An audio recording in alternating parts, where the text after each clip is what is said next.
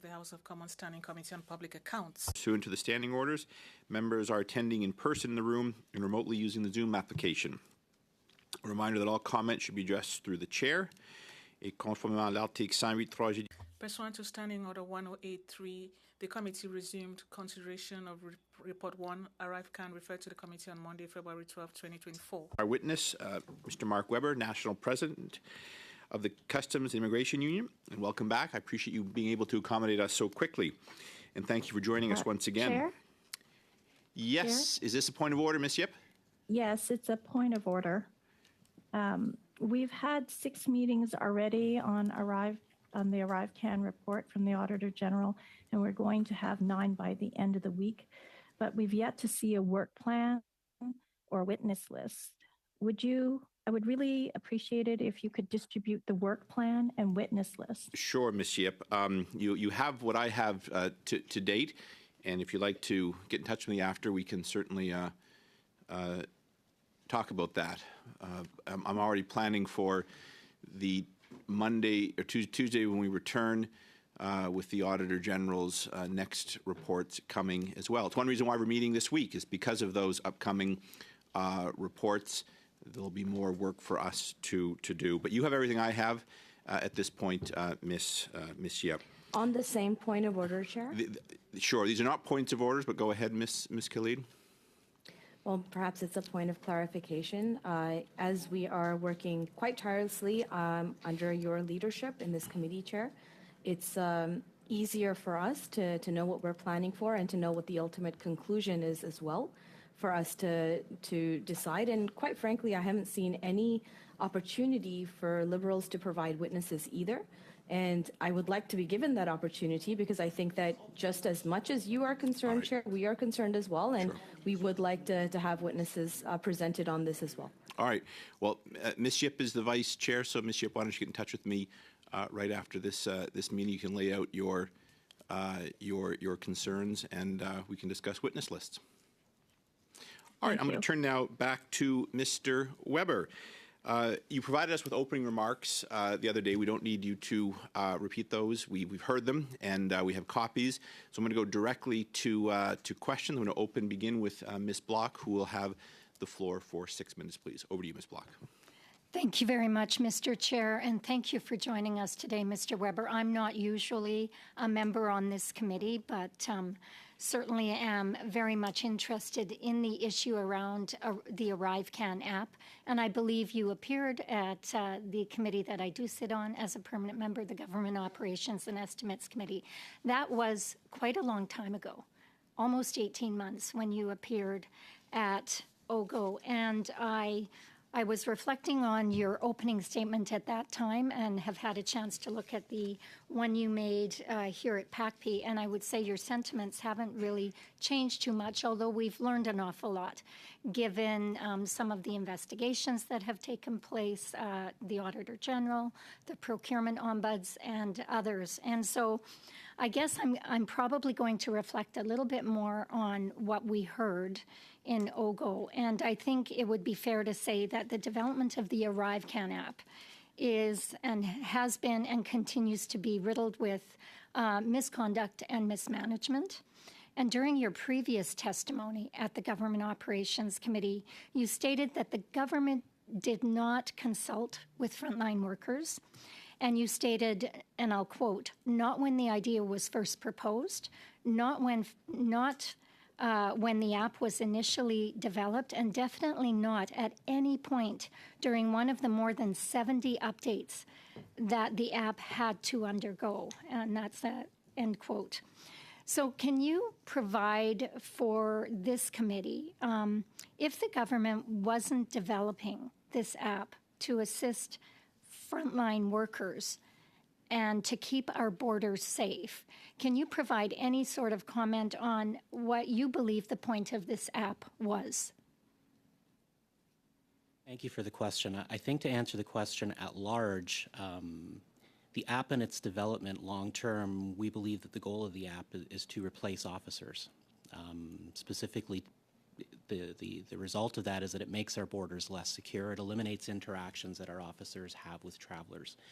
We've seen comments from the CBSA in the media. We've seen promotional videos and such, with examples such as a traveler driving up to the border and flashing their phone at a screen, and the gate opens and they drive through, and the tagline is something to the effect of, "I can't believe I just cleared customs." And when you think about what that actually means, I don't know if the agency is waiting for a smuggler or someone trying to bring something into Canada that we don't want to come in to self-declare. It's never going to happen, right? I hear this from our frontline officers daily. Even though we are in the midst of contract negotiations, we've been working under an expired contract for almost 2 years, and obviously pay benefits. All those things are part of their concerns. One of their main concerns remains border security. Every day they see it being eroded. It's concerning for all Canadians. It's very difficult circumstances for our members to be working in. Thank you very much. During that same testimony, you called ArriveCan, and I'll quote, "one example in a long line of far-reaching technological Band-Aid solutions in search of a problem, solutions that ultimately fail to enhance border security and effectiveness in any real way." I think that was an apt description for this app, as it is largely no longer in use. Instead, there has been a return to the status quo, and that app, which cost at least $60 million and counting, according to the Auditor General, is simply, I would say, collecting dust. How would that $60 million have effectively increased the efficacy of border officers if it was instead invested in hiring more officers and used to purchase X-ray machines? I think you made that observation last week as well, and boats for the border services. Do you think it would have been a better, longer-lasting effect on border security and for our officers? Absolutely. Our estimates are they could have hired approximately 600 officers with that. 600 is above the number that we're able to graduate each year to become officers. Given that we're short between 2,000 and 3,000 nationwide, 600 officers would have been a big help. And of course, an officer, unlike a machine, can do interdiction, can do enforcement, can do the things that we're really there for. An app cannot do any of that. Thank you. You also mentioned that the ArriveCan app actually created issues for frontline officers and made their job more difficult. And you testified that the implementation of the app turned frontline officers into IT consultants rather than border officers. And while we've seen that this career change may have been very lucrative under this government, it certainly doesn't help us to maintain safe and secure borders, as we have seen over the last couple of years. So can you describe for us how it actually made life more difficult for our frontline officers? I mean, given that it was made mandatory, our officers spent almost all of their time helping people complete the app. We had ports with no Wi-Fi. We had people coming into the office having to print it out and do it. We had travelers who refused to do it, travelers who didn't know how to do it, travelers who didn't have smartphones. All of these things that were very obvious to the officers working the front line that would not work. But again, we weren't consulted in the development. No one asked anyone working at the border how this would work at the border. So we know that the app still exists. People have the option to use it. Given what you've shared with us today, do you think it is prudent for the CBSA to continue to fund this project or this app while ignoring the pressing issues facing our frontline officers? I think funding always has to go first and foremost to officers, especially with the deficit that we have in frontline staff. Again, we're not dinosaurs. We know that technology has its uses, but it has to be there to assist officers. If the idea is that technology replaces officers, that's a big concern security-wise for all Canadians. Thank you. Thank you very much. Turning now to Ms. Yip, you have the floor for up to 6 minutes, please. Thank you. Thank you for returning back as a witness. Can you please tell us what you have heard from your union members in terms of how ArriveCan provided efficiencies to the previous paper-based system? Thank you. In terms of the information that we needed for our purposes for customs officers, really all we needed was to be able to verify that the person was vaccinated, which everyone was able to do simply by showing us their vaccination on their phone or a printed out copy. All of the other information that ArriveCan had us made mandatory for us to acquire wasn't for us. That was for the Public Health Agency of Canada. So for us, it seemed like we were spending our time collecting information for others that in large part we don't know or don't think was used. Questions such as what hotel will you be staying at? What's the address of where you're going to be staying? As far as I know, no one verified where anyone was staying. You know, the hundreds of hours that our officers spent helping people collect this information at the border, we don't believe was really used at all. So do you feel that this allowed officers to perhaps focus more on specialized tasks at all? No, again, the majority of our officers' time during COVID was helping people complete the app, making sure they completed the app. One of the bigger issues we had was that we're not considered peace officers under the Quarantine Act either, which is something I'm hoping is looked into before. I mean, ideally, we don't have another pandemic, but I think it would be naive to think there isn't going to be one, is something we absolutely do need as frontline officers who are, you know, stopping people at the border from coming in when they are sick. So peace officers, could you talk a bit more about that? Specifically under the Quarantine Act or in general, did you mean? Both.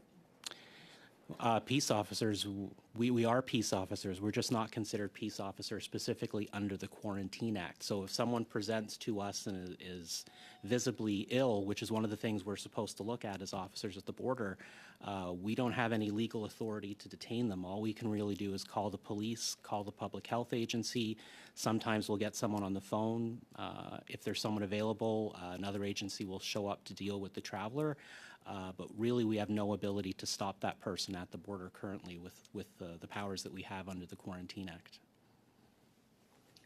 Do you believe we should go back to a paper-based system? Paper-based specifically for gathering COVID-related information, or do you mean in general for customs purposes? In general. In general, there's uses to that.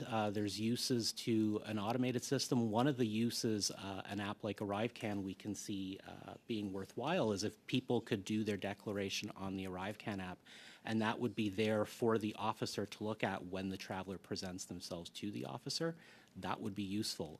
Right now, the difficulty that we're seeing with it, though, is that the ArriveCan app and other technologies they have at airports, such as pick machines, are being used to entirely replace the officer, where you're depending on travelers to, I guess, hopefully self-declare if they're planning on bringing something in that we don't want to get in. So you feel there's still value in using the app and seeing an officer? Yeah, again, technologies are useful as long as there is that interaction with the officer and there's an officer there. Yes, we're open to any technologies that could help. Right now, what ArriveCan is being used for and as it's being used is not useful in terms of our border processes or keeping Canadians safe. Do you think that going back to a paper-based system would, well, I think you did kind of answer this question, to reduce wait times at the border crossings and airports? It could. Again, to reduce wait times, you need people at border crossings and airports. That's the main thing you could do. There's nothing that's as efficient or secure as a properly staffed border. We see this at airports with the introduction of pick machines, which have now largely replaced officers. The idea was that it would speed up the process, and now we see the same lineups are longer, waiting to deal with a pick machine rather than an officer. So if the technology is used with an officer, there's usefulness to it. If not, we really don't see the point. Okay. Well, thank you. I'd like to put forward a motion at this point that given the grave concerns surrounding the CEO of Dalian and former 2021 People's Party of Canada candidate David Yeo, the committee hold one meeting and call first the Deputy Minister of National Defence, Bill Matthews, 2, the Assistant Deputy Minister, Material Troy Crosby, and 3, Assistant Deputy Minister, Human Resources Civilian, Isabel De Marti. Thank you, Ms. Yip. Just 1 second, please. Just hold on a second. So I'm moving this motion, and I hope that there is a quick resolution. Just 1 second.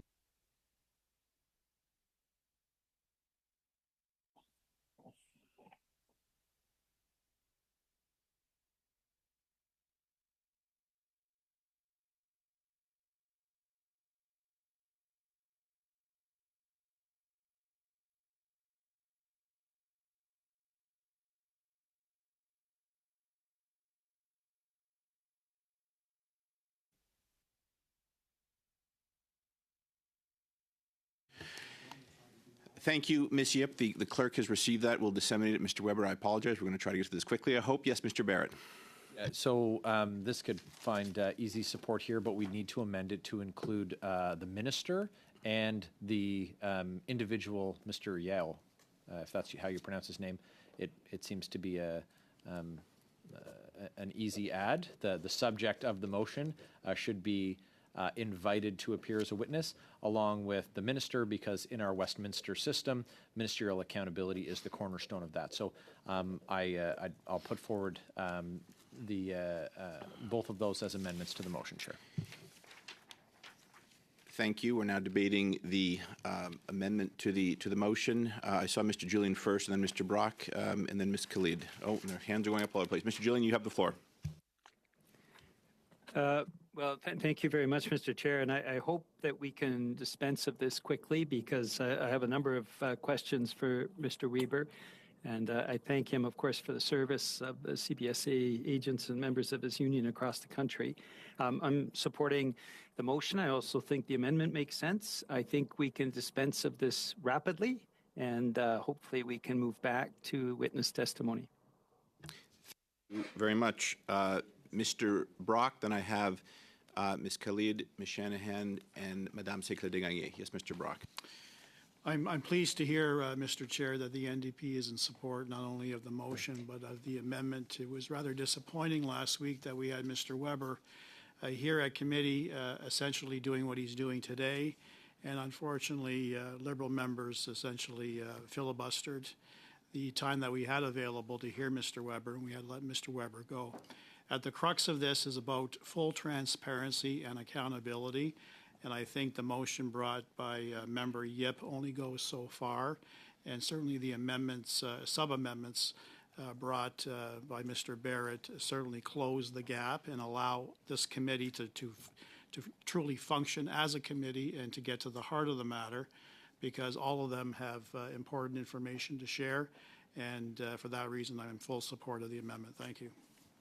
Thank you very much. Ms. Khalid, you have the floor.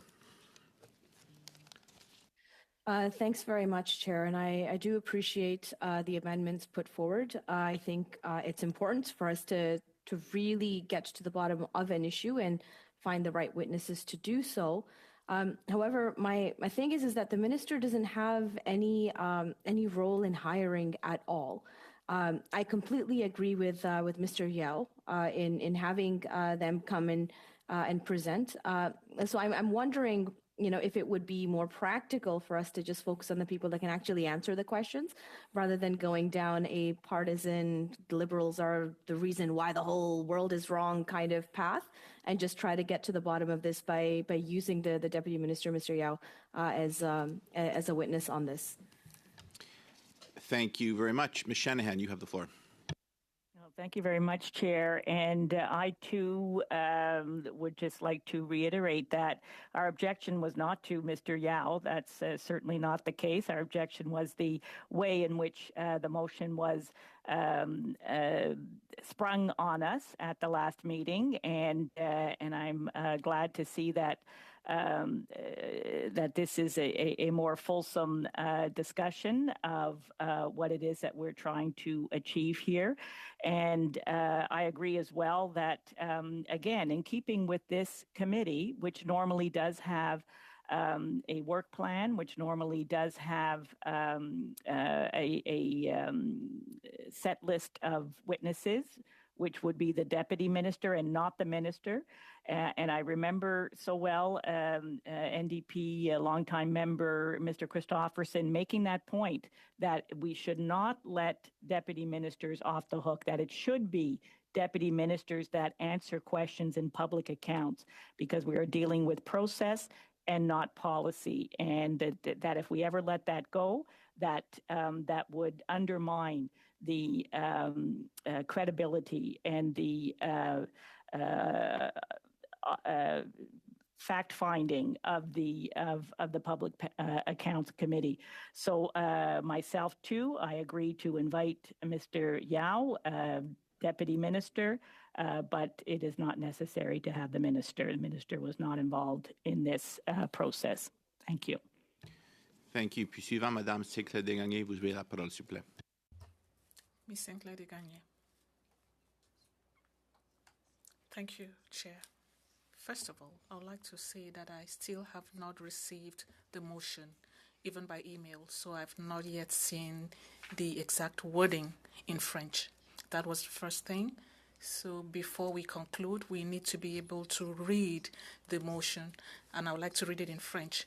When it comes now to the substance of the motion, I agree with Mr. Julian. I would have liked to have a more direct intervention. We are in favor of the motion as well as in favor of the amendment. It goes without saying, because ministerial accountability is important, and the CEO of Dalian, considering the scope of contracts they received since 2004, the quantity of contracts they received, I think it's important for them to be invited. Thank you. Thank you very much. Actually, just give me 1 second. You'll be next, Mr. Brock. Just hold on. I just want to confer with the clerk.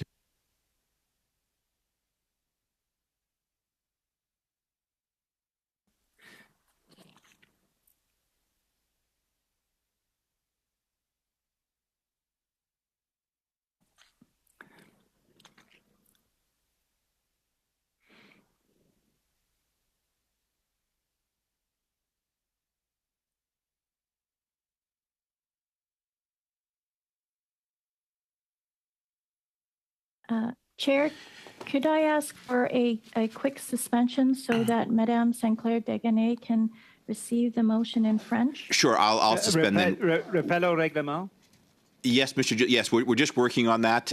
It will be out shortly, but yes, Mr. Julian, yes, go ahead. Oui, juste un rappel au règlement. Just a point of order. It's the entire committee which would like to receive the documents in both official languages. It doesn't concern only one MP. It concerns everyone, and it should be clear.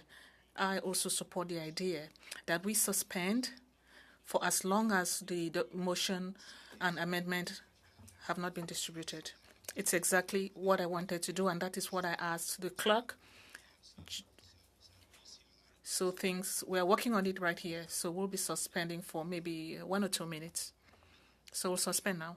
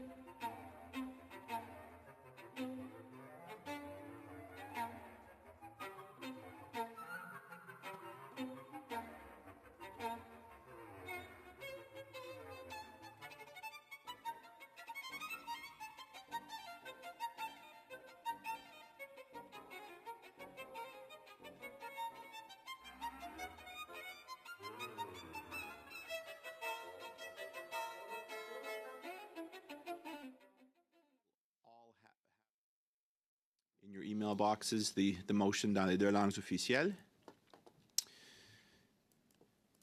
The amendment we're debating, of course, is to add the witness Yao along with the minister. And I see Ms. Shanahan has put her hand up, but first I have Mr. Brock. Over to you, sir. Yes, thank you, Chair. I'm listening to my colleagues from the Liberal Party, and it makes me just so curious as to not only in this committee, but pretty much every other committee that is studying this Arrive scam and all the other scams that this Trudeau government is facing, is how quick they are to defend the ministers. They speak about ministerial accountability, but it is hollow words, Mr. Chair. Because at the end of the day, the buck stops with the minister, and the buck stops with the Prime Minister One of second, Canada. Mr. Brock. Yes, Ms. Khalid, your point of order?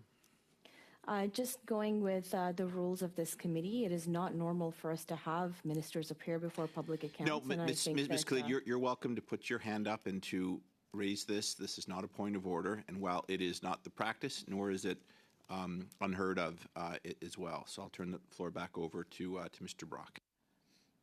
So as I was indicating, Mr. Chair, before the interruption, is that the buck stops with the minister in charge, and the buck stops ultimately with the Prime Minister of Canada.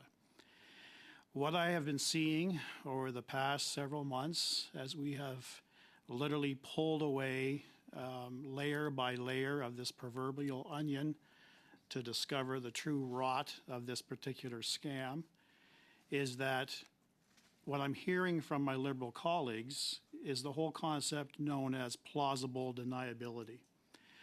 We've heard from presidents, we've heard from deputy ministers that notwithstanding the raging fire that was this Arrive scam within their various departments, no one felt it prudent enough to inform ministers. I'm so sorry, Chair. Ms. Khalid, you can be It's sorry all very you want, but what is your unfortunate point of order? Chair, this is a respectful parliamentary committee meeting, and it's not fair for members to be calling other members' names and basically character maligning them. This is absolutely unfair, Chair, and I think that you should have intervened. Thank you very much, Mr. Brock. I'd ask you to get to the point of the intervention addressing the amendment. My point is that the Canadians that I'm engaging with, Mr. Chair, from coast to coast, are wondering why there's this proverbial firewall between the scandal and the government, the Prime Minister and the ministers. So it emphasizes the point even more so that we definitely need to hear directly from the ministers, because all that we're hearing in the House is the ministers repeating the same line over and over and over again. I didn't know. I wasn't informed. That's not good enough, Mr. Chair. Thank you. Thank you very much. Ms. Shanahan, you have the floor. Thank you, Chair. Actually, my first intervention was around the amendment, so you did clarify that. And frankly, we have had ministers on an exceptional basis to this committee, and it's. I'm always concerned about precedent for future public accounts, and what we do here does matter.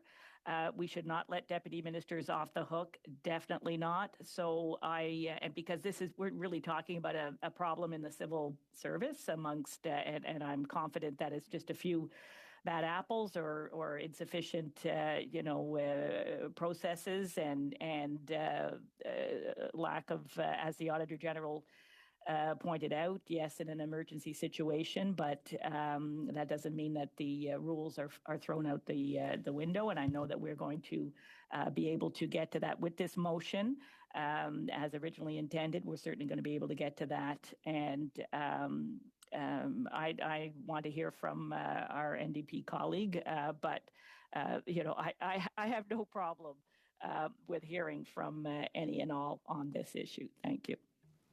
Thank you very much. Mr. Julian, you have the floor.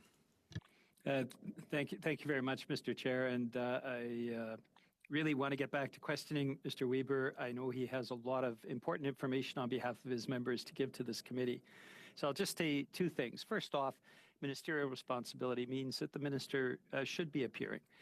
Second off, in reply to my Conservative colleague, I lived through the Harper regime from 2011 to 2015, where Conservative ministers never took responsibility for the various egregious scandals that we saw, the ETS scandal, the Phoenix scandal that continues to reverberate today. And I don't want to go back to those days when there isn't ministerial responsibility. And so I believe it incumbent on this committee to have the list of witnesses that are involved. This is shocking as a temporary member of the committee for today. I think it's absolutely essential for public accounts that we have the ability to question the minister, the deputy minister, also the individual in question. That's why I'm supporting the motion and supporting the amendment, and I hope that we can come to a conclusion rapidly so we can come back to questioning our witness who has a lot of valuable information for this committee and for Canadians. Thank you. I'm calling the vote now on the amendment. Madam Clerk. Shall the amendment proposed by Mr. Barrett carry? Ms. Sidhu? Yes. Yes, Mr. Chair. Mr. Batiste? Yes. Ms. Khalid? Yes. Ms. Shanahan? Yes. Ms. Yip? Yes. Mr. Brock? Oui. Ms. Block? Yes. Mr. Barrett? Yes. Madame Sinclair de Gagny? Oui. Mr. Julian? Yes, and I guess that makes it unanimous. 10 yeas. 10 years. Very good. I'll move now. Any speakers to the motion? Seeing none, Clerk, please call the vote on the motion as amended. Shall the motion proposed by Ms. Yip as amended carry? Ms. Sidhu? Yes. Mr. Batiste? Yes. Ms. Khalid? Yes. Ms. Shanahan? Yes. Ms. Yip? Yes. Mr. Brock? Yes. Ms. Block? Yes. Mr. Barrett? Yes. Madame Sinclair de Gagny? Oui. Mr. Julian? L'unanimité encore? Oui. 10 yeas. Très bien. Yes, Mr. Julian, I like to wait for the clerk just to be sure. Very good. Turning now back to Mr. Weber. Ms. Yip, you still have a minute left. Would you like to take advantage of that time?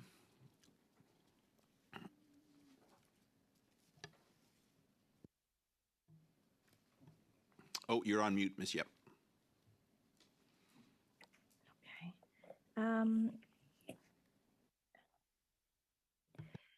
Perhaps you could start by telling us some of the strains that the pandemic placed on the CBSA frontline workers. I realize that you probably have like 45 seconds, so even if you just started your answer, that would be great. Yeah, thank you. The primary strain was dealing with the ArriveCan app, collecting information that really wasn't for the purposes of customs, and again, working with an app that went down frequently, was not very user-friendly, and was not usable by many people who were crossing at the border. Okay, thank you. Thank you very much. Just to update everyone before I turn to our next line of questioning, I am just seeking extra resources so we can hear from our next witness as well. So if you have, it's not my intention to keep people here into supper time, but we will go a little bit beyond 5 o'clock just so we give our next witness the adequate respect that person deserves coming in here. Madame Sinclair-Desgagnés, vous avez la parole pour 6 minutes, s'il vous plaît. Oui, merci, Monsieur. Thank you, Chair. Good afternoon, Mr. Weber. Thank you for being back here with us. I'll go directly to the questions that I had for you for a while now. Are you aware of, did you read the Auditor General's report? Parfait. Perfect. In paragraph 42 and 43, the Auditor General recounts some factors that are suspicions of misconduct by officers of CBSA. I would like to know what you think on, first, the code of conduct that exists, whether or not you, as a union, look into that code of misconduct and its application, and whether or not you were informed of some violations of the code of conduct. Regarding specifically what happened around ArriveCan, we've not been asked, consulted. We didn't have anything to do with procurement, weren't involved in any of that or had any knowledge of that. Regarding the CBSA Code of Conduct, our knowledge of how it works is that it's really lacking in specificity. The CBSA Code of Conduct is so broad and overarching and covers the actions of our members at work, at home. I think a good way to put it is that really if they want to get you for something, that covers absolutely everything, which is a real problem with it, right? We'd like to see that really tightened up and made more narrow so our members know exactly what they should be doing, what they shouldn't be doing. The other issue that we have in general with how the investigations were done is that what we see at the CBSA is a very two-tiered system where you have members, frontline officers who are investigated for almost everything. The CBSA operates largely, their management style is to investigate rather than to manage. On the other hand, we bring forward serious misconduct of management and upper management, and consistently there are no investigations. It's really like screaming into the wind. I bring things forward to upper management, the CBSA, that honestly, if our members had done that, I would be advising them that there's a good chance you will be losing your job, and they are simply not investigated. So it's really disheartening. It creates a toxic atmosphere at the workplace when we see what's going on with the ArriveCan investigations and we hear the testimony of professional standards investigators. You know, it's hard for our members to see given what they've experienced in their careers, and it's really hard to know whether the proper things are being investigated as they should. Super, très intéressant. Very interesting. On that point,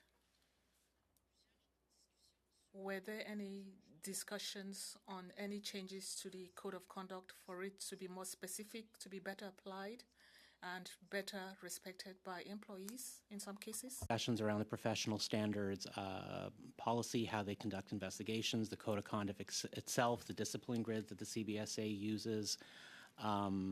You know, we have those consultations with management, and we're not really seeing any change in how those things are done. Again, how you're treated as a manager or an employee at the CBSA is absolutely night and day, and that's the fundamental issue. Merci. Avec quel... Thank you.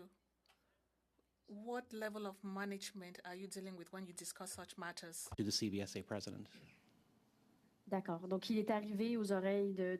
So the president heard that the code of conduct was not necessarily appropriate and was not clear enough for employees to be able to follow the directives that are mostly common sense, even though I don't like that expression these days, so that employees could know what they need to do, and particularly when there are cases and when investigations have to be carried out fairly. So you were aware of cases where there was a perception of misconduct and investigations were not necessarily proper?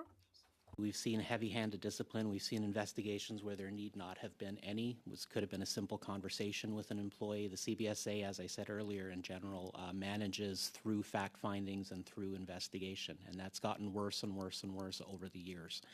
Despite the fact that we keep adding more and more and more and more managers to the workplace, you would think there'd be some ability to manage. That's really not what we see there. Discipline, my understanding is it's supposed to be corrective, not punitive. We see our members regularly disciplined with no training. not even really knowledge of how they could often have done anything differently to not get themselves disciplined in the first place. So it's quite a challenging atmosphere for them to work in, and when they see the behavior of some managers and report that behavior and see, really nothing happen when it's on that side, it's very disheartening. Et pourquoi, selon vous, il n'y a pas de changement? In your opinion, why has there been no change? I know you don't have much time. Change takes time. The union does everything it can to represent members. I think we're successful at representing members in large part. We bring those issues forward to the employer. I do have hope with the new CBSA president, Ms. O'Gorman. It is seeing a lot of the things that do need to be changed. The CBSA, it's a big ship to turn around, right? We keep plugging away at it, but change is needed quite desperately. It becomes more and more a difficult place for our members to work in. Effectivement, on a entendu beaucoup de... Yes, indeed. We heard of cases of former employees who left with a lot of frustration. Are you aware of Mr. Sabourin's case, Mr. Weber? Familiar with that. Alors, Luc Sabourin... Luc Sabourin was a CBSA employee who was a whistleblower concerning acts that were requested of him and that he thought inappropriate. He reported it and was bullied and was forced to leave. I'm surprised that the union is not aware of this. Votre temps est écoulé. Mr. Julian, you have the floor for up to 6 minutes, please. Thank you, Mr. Chair. Thank you, Mr. Weber, for your incredible patience today with us and at previous meetings of public accounts. You also appeared in front of public safety just a few weeks ago, and we thank you for that appearance on behalf of CBSA officers and public sector employees right across the country who do fabulous work on our behalf. You had referenced at that time, and you reference again in your document, in your statement for today, the massive cuts that were done to CBSA officers across the country in 2014 under the former Conservative government. This is in connection, of course, with the rise we've seen in the exports of auto theft, but also generally tied to the issue of ArriveCan is the fact that those positions have not been fully restored. Can you tell us a bit about the dramatic impact of those Conservative cuts and where the government should have gone in terms of making investments in frontline CBSA officers so that we actually have in place functioning systems at the border? Yeah, thank you. I think the investment has to be in people. We haven't seen those numbers go up. Since 2015, the CBSA has added about 2,000 managers to their ranks, which is specifically what we don't need. We're already inundated with managers at the CBSA. We have, workplaces where we have as many managers, or in some cases more, than we have people actually doing the work to process travelers and interdict. I could give examples that are extreme. North Portal, Saskatchewan, on any weekday, you'll have 7 managers and 5 officers. Seven managers? Seven managers and 5 officers? officers. I visit workplaces regularly where the numbers are about even. It has become so top-heavy and dysfunctional in some cases. I could tell you personal experience. I've worked as an officer in the secondary area at Pearson Airport with 1 other officer, a lineup out the door, and 4 superintendents who do not process any travelers. And we see this added. What are the superintendents doing? It's an excellent question. Apparently, supervising us. I don't want to be mean and say close to nothing, but it's pretty close to that. Our officers, a lot of them take every acting opportunity they can simply because they're exhausted, and an acting superintendent assignment is a bit of a 4-month break for them to not do much of anything. That's the sad reality of it. That is stunning to me. And when we talk about the ArriveCan app, adding to what is simply a withdrawing investments that are so important to make sure that our frontline officers are getting the supports that they need. I wanted to move along to the issue of managerial procedure. given what you're saying, for example, border stations where there are more managers than there are actually frontline border officers, what would you say? How would you describe the current atmosphere, the working atmosphere in CBSA? Would you consider it toxic? Would you consider it good? What would be the words that you would use to describe the workplace culture right now in CBSA after the Conservative cuts and the Liberal refusal to actually restore those cuts? Yeah, in general, I would say poor to toxic. That has to do with the staffing numbers, which have not gone up. That has to do with an over-reliance on technology, and both of those combined sees our officers working really hard to do the job that they signed up to do, which is to protect Canadians, to keep things out of Canada that we don't want to come into Canada. That's why they take the job. And, often the sense that they get at the workplace is that they really can't do that anymore, which is... it's, again, disheartening and really difficult conditions for them to be working under. And you mentioned that you do have hope that things may change. What would be the advice that you would give public accounts in terms of what recommendations we should be making to the government to ensure that a debacle like ArriveCan, we've seen other debacles under the Conservatives. We saw Phoenix, again, Liberals continued. What are the recommendations that you can make that would actually ensure that our borders are effectively invested in, and that border service officers can do the terrific work that they do in the most effective way possible? What are the things that we should be recommending? I mean, our borders need to be staffed. We desperately need staff, as I said, between 2,000 or 3,000 officers countrywide. We need to stop replacing officers with technology. That has to be there to assist officers, not to replace them.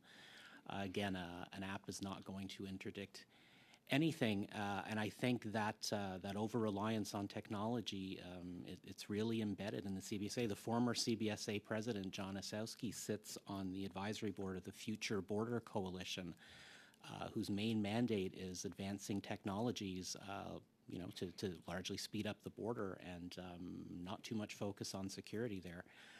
They have been pushing for advancement of mobile app technology since pre-COVID, since 2018.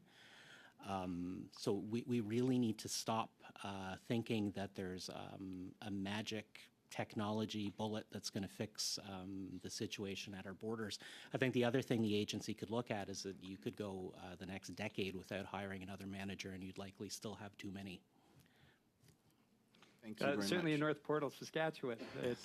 Thank you very much, Mr. Attrition would make a difference. Beginning our next round, Mr. Brock, you have the floor for 5 minutes, please. Thank you, Chair. A couple of the narratives that have been circulated here in Ottawa across Canada is one, that this ArriveCan app saved lives. From the Prime Minister down to ministers, down to rank and file Liberal members, they've all claimed that. It has recently been debunked by some Liberal members who have a medical background, as well as the Public Health Department. There was no empirical evidence that it saved lives. What do you feel, sir, as the union president, with respect to some of the concerns along those lines? Do you feel personally that the app, in fact, did save lives? Difficult for us to tell. Again, our officers' jobs during the pandemic were largely to collect information for another agency. The app did a poor job of collecting it, so it was really an uphill battle to keep the border moving and to help people provide the information that was legally required for them to provide to get through the border. There was no way around it for us. You, in a response to a question put to you by Ms. Block about how that $60 million could have been better utilized at your agency, I think you referenced upwards to 500 to 600 new officers could be hired. At this current pace right now, what is the CBSA operating at in terms of a management deficit, a frontline officer deficit? Again, between 2,000 and 3,000 short countrywide. We can graduate under 600. I think we have one college. If they graduate the maximum number of officers per year, it's approximately 592 per year. They're not at maximum because we don't have enough people to take from the line to train them. That's how short it is. Another erroneous narrative from Justin Trudeau, our Prime Minister, is that he was responsible for adding thousands of new positions to the CBSA. I think it's inaccurate because he often says that it was the Harper government that slashed frontline officers. But you were asked that question essentially when you appeared at SECU. The question was, over the last 8 years, we know that the current Liberal government added only 25 frontline officers to the CBSA. Is that correct? Those numbers sound about correct, yes. 25 officers. Okay. And that's why we have the porous borders. That's why we have an influx of illegal guns. That's why we have containers that are not being properly scanned. That's why we have a problem with opiates entering into our country. That's why we have a problem with car thefts. Not enough resources to utilize the technology that does exist. There is no current appetite with this current Justin Trudeau government to properly secure our borders. Is that an accurate statement, sir? I would say the lack of staff has made everything that you've mentioned more acute, absolutely, yes. Do you feel that the current president, Aaron O'Gorman, has engaged the union in a meaningful way or has made any meaningful progress for frontline officers? In terms of hiring more staff, I'm not aware. Again, she's the president of the CBSA. The budget being what it is, I believe there's a limit to how many officers can be graduated given the money that is available. In terms of advancing some other issues around the toxicity at workplaces, there has been some positive. I have to remain positive and keep trying at it. I've been doing this a long time. I do see hope there, yes. We talked about punitive correctional measures being utilized across the board, particularly at the CBSA. We know that there are 2 individuals who deem themselves to be whistleblowers who used to work at the CBSA and brought forth evidence implicating people from the CBSA, including not only past President Osowski, but current President O'Gorman, down to Canada's Chief Technology Officer, Min Doan, who's now been accused of deleting up to 30,000 emails surrounding his involvement in the ArriveCan scam, have not been disciplined at all, but yet 2 individuals who pointed fingers have been. How do you feel as a union president in terms of the measures taken by literally President O'Gorman and instructing presidents and deputy ministers of the other ministries? Difficult to know. We're not on the inside of the investigation. Again, we see this with our members all the time. Who is on leave without pay pending the outcome of an investigation? What is investigated? Who is interviewed? All of those things often seem quite arbitrary to us as well. On the face of this outrageous fleecing of taxpayers, did any frontline border officers get a performance bonus like management did? None of our members have ever received one of those. Thank you. Thank you very much. Ms. Shanahan, you have the floor for up to 5 minutes, please.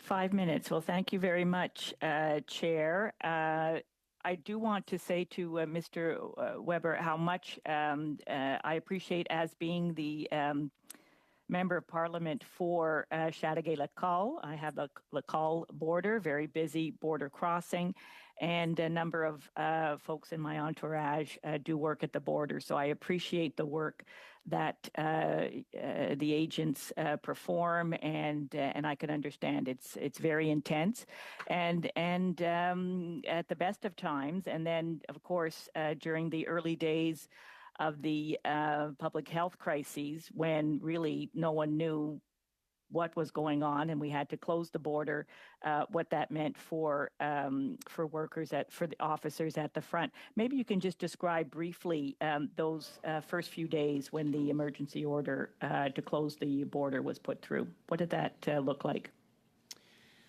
Yeah, confusing. I had a lot of members who would go to the news to know what they were supposed to do that day, to give you an idea of how chaotic and disorganized it was at times. There was often little direction. Travelers would show up. We weren't sure exactly what the procedure was early on.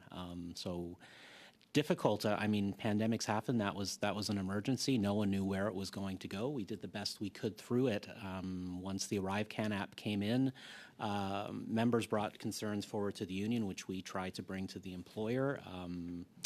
Really, there seemed to be no willingness to take our input. Again, had our members been consulted early on, I think a great deal of what happened would not have happened. And now what we see is coming out with the investigations. Had we had, certain whistleblower protection, the ability to bring information forward, or some mechanism to do that, I think things might be a little bit different now. But our members don't really have that.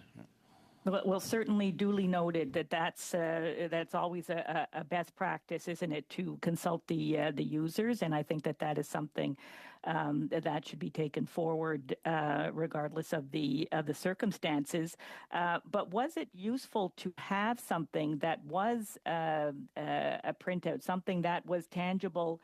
That an officer could keep afterwards. I'm thinking of what must have been horrendous wait times as the borders were closed, and no doubt there were officers that had been exposed right to COVID and could not show up for work. So.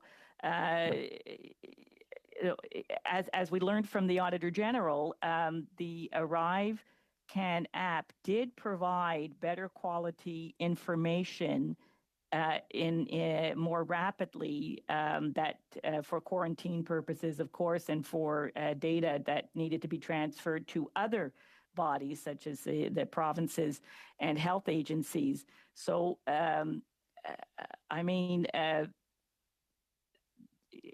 heard you earlier, the ArriveCan app does have its uses, does it not? In collecting information that other agencies wanted, there was usefulness to that. What we questioned at the border was we didn't know anything of what was being done with that information. Again, finding out what address someone is staying at seems somewhat pointless if no one is going to where the person is saying they're staying at. So in terms of follow-up, we didn't know any that was happening.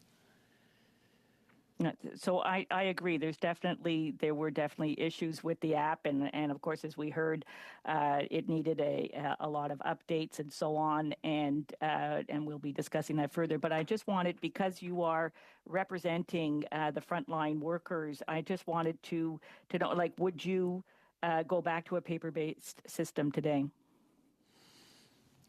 No, again, I think what we really needed at the border at the time, the requirement was for people to show that they're vaccinated, which most people had on their phone. They were able to show it to us. You had the option of printing it out if you didn't have a phone through which you can do that. And that took mere seconds. I think for our purposes, that's really all we needed. Very, very good. And I, for my part, certainly am always advocating. I'm speaking to young people all the time because of our close proximity to the Lacal border, that this is an excellent career. But were you aware, I hear my Conservative colleagues talking about how we need more front line resources, but the Mr. Poilievre and his Conservative caucus voted against funding for the CBSA and the RCMP in December. Were you aware of that? Of the vote, yes, I was. And that is they the voted time. Yes. Yes. Applying resources. And That's that right. is And if your I have any remaining time, Chair, I would like to give it to I'm afraid Mr. Julian. your question went over, but you got the answer you're looking for, I believe. And turning now to Madame Sinclair Desgagnés. Vous avez la parole pour 2 minutes. Ms. Sinclair Desgagnés, 2.5 minutes. Thank you, Chair. Concerning ArriveCan, I would like to know if you received in-house complaints, questions, and doubts that were raised within the union concerning from certain employees. Our members contacted us daily throughout the pandemic about their concerns around ArriveCan.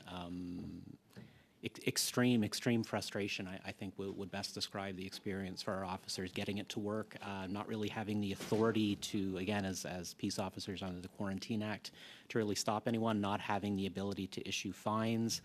When I said in an earlier committee appearance, IT consultants, that's really what their jobs became in large part during the pandemic. Intéressant. Interesting. Were there complaints, suspicions concerning the deployment of the application? Not necessarily the application itself, but the way in which it was deployed. I know, for example, that this concerns managers and not officers when it comes to decisions concerning consultants. But were there any complaints concerning those who were involved in the deployment of this application? When we were using it early on in the pandemic, no. Since what's come out, obviously, I do hear from members about the whole procurement process and the decision-making around that, but at the time, no. Pouvez-vous nous en dire plus sur ce que vous entendez justement récemment? Could you tell us more about what you've been hearing recently about the procurement process? Watched a lot of the testimony. They watched me give testimony here. We all really want to know what happened. It is concerning. Again, one of the big things the union would like is to see, and I appeared at another subcommittee around Bill C-20, which is the Public Complaints and Review Commission. One of the things we pushed for there was an ability for members to use it. So when we see wrongdoing, that we're able to bring it forward as well. Currently, we're really lacking the protections or the mechanism to do that. It's something that we think is important to have in place if we want to see organizational change. I mean, surely, everyone would want to know when things are going wrong at the agency. Right now, the mechanism we have for that is for me to bring it forward to managerial counterparts at CBSA, and as I said earlier, that just largely seems to disappear after I say it. Merci. Et merci beaucoup. Thank you very much. Julien, vous avez la parole pour 2 minutes. Mr. Julien, 2 minutes, 30 seconds. Mr. Chair, Mr. Weber, my front door looks across to Washington State, so I'm very close to the border, and go across the line very frequently. I'm always impressed by the incredible professionalism of the CBSA officers. Highly specialized, well trained. They do an incredibly effective job. Now, and I think this committee would be unanimous in saying thank you for all the work that you do on behalf of the members and that the members do to ensure that that our borders are operating effectively and appropriately. You mentioned in your presentation that there is little of the agency's decision to spend dozens of millions of dollars on the private sector instead of choosing to invest in its workers and reinforcing their capacity to act on behalf of Canadians. At a time when our members are being nickeled and dined at the bargaining table, this is nothing less than a slap in the face. This is something that started under Mr. Harper and the Conservative government, this outsourcing and this obsession with privatizing and outsourcing what are important public services to maintain and enhance. And as you've mentioned, we would be hiring hundreds of more border officers if ArriveCan hadn't, that money hadn't been spent on ArriveCan. If we couple this with Phoenix, which started under the Harper government, $2.5 billion, and still doesn't work, is another example of outsourcing that hurts people, hurts our public service, hurts people who are devoted in service to the country.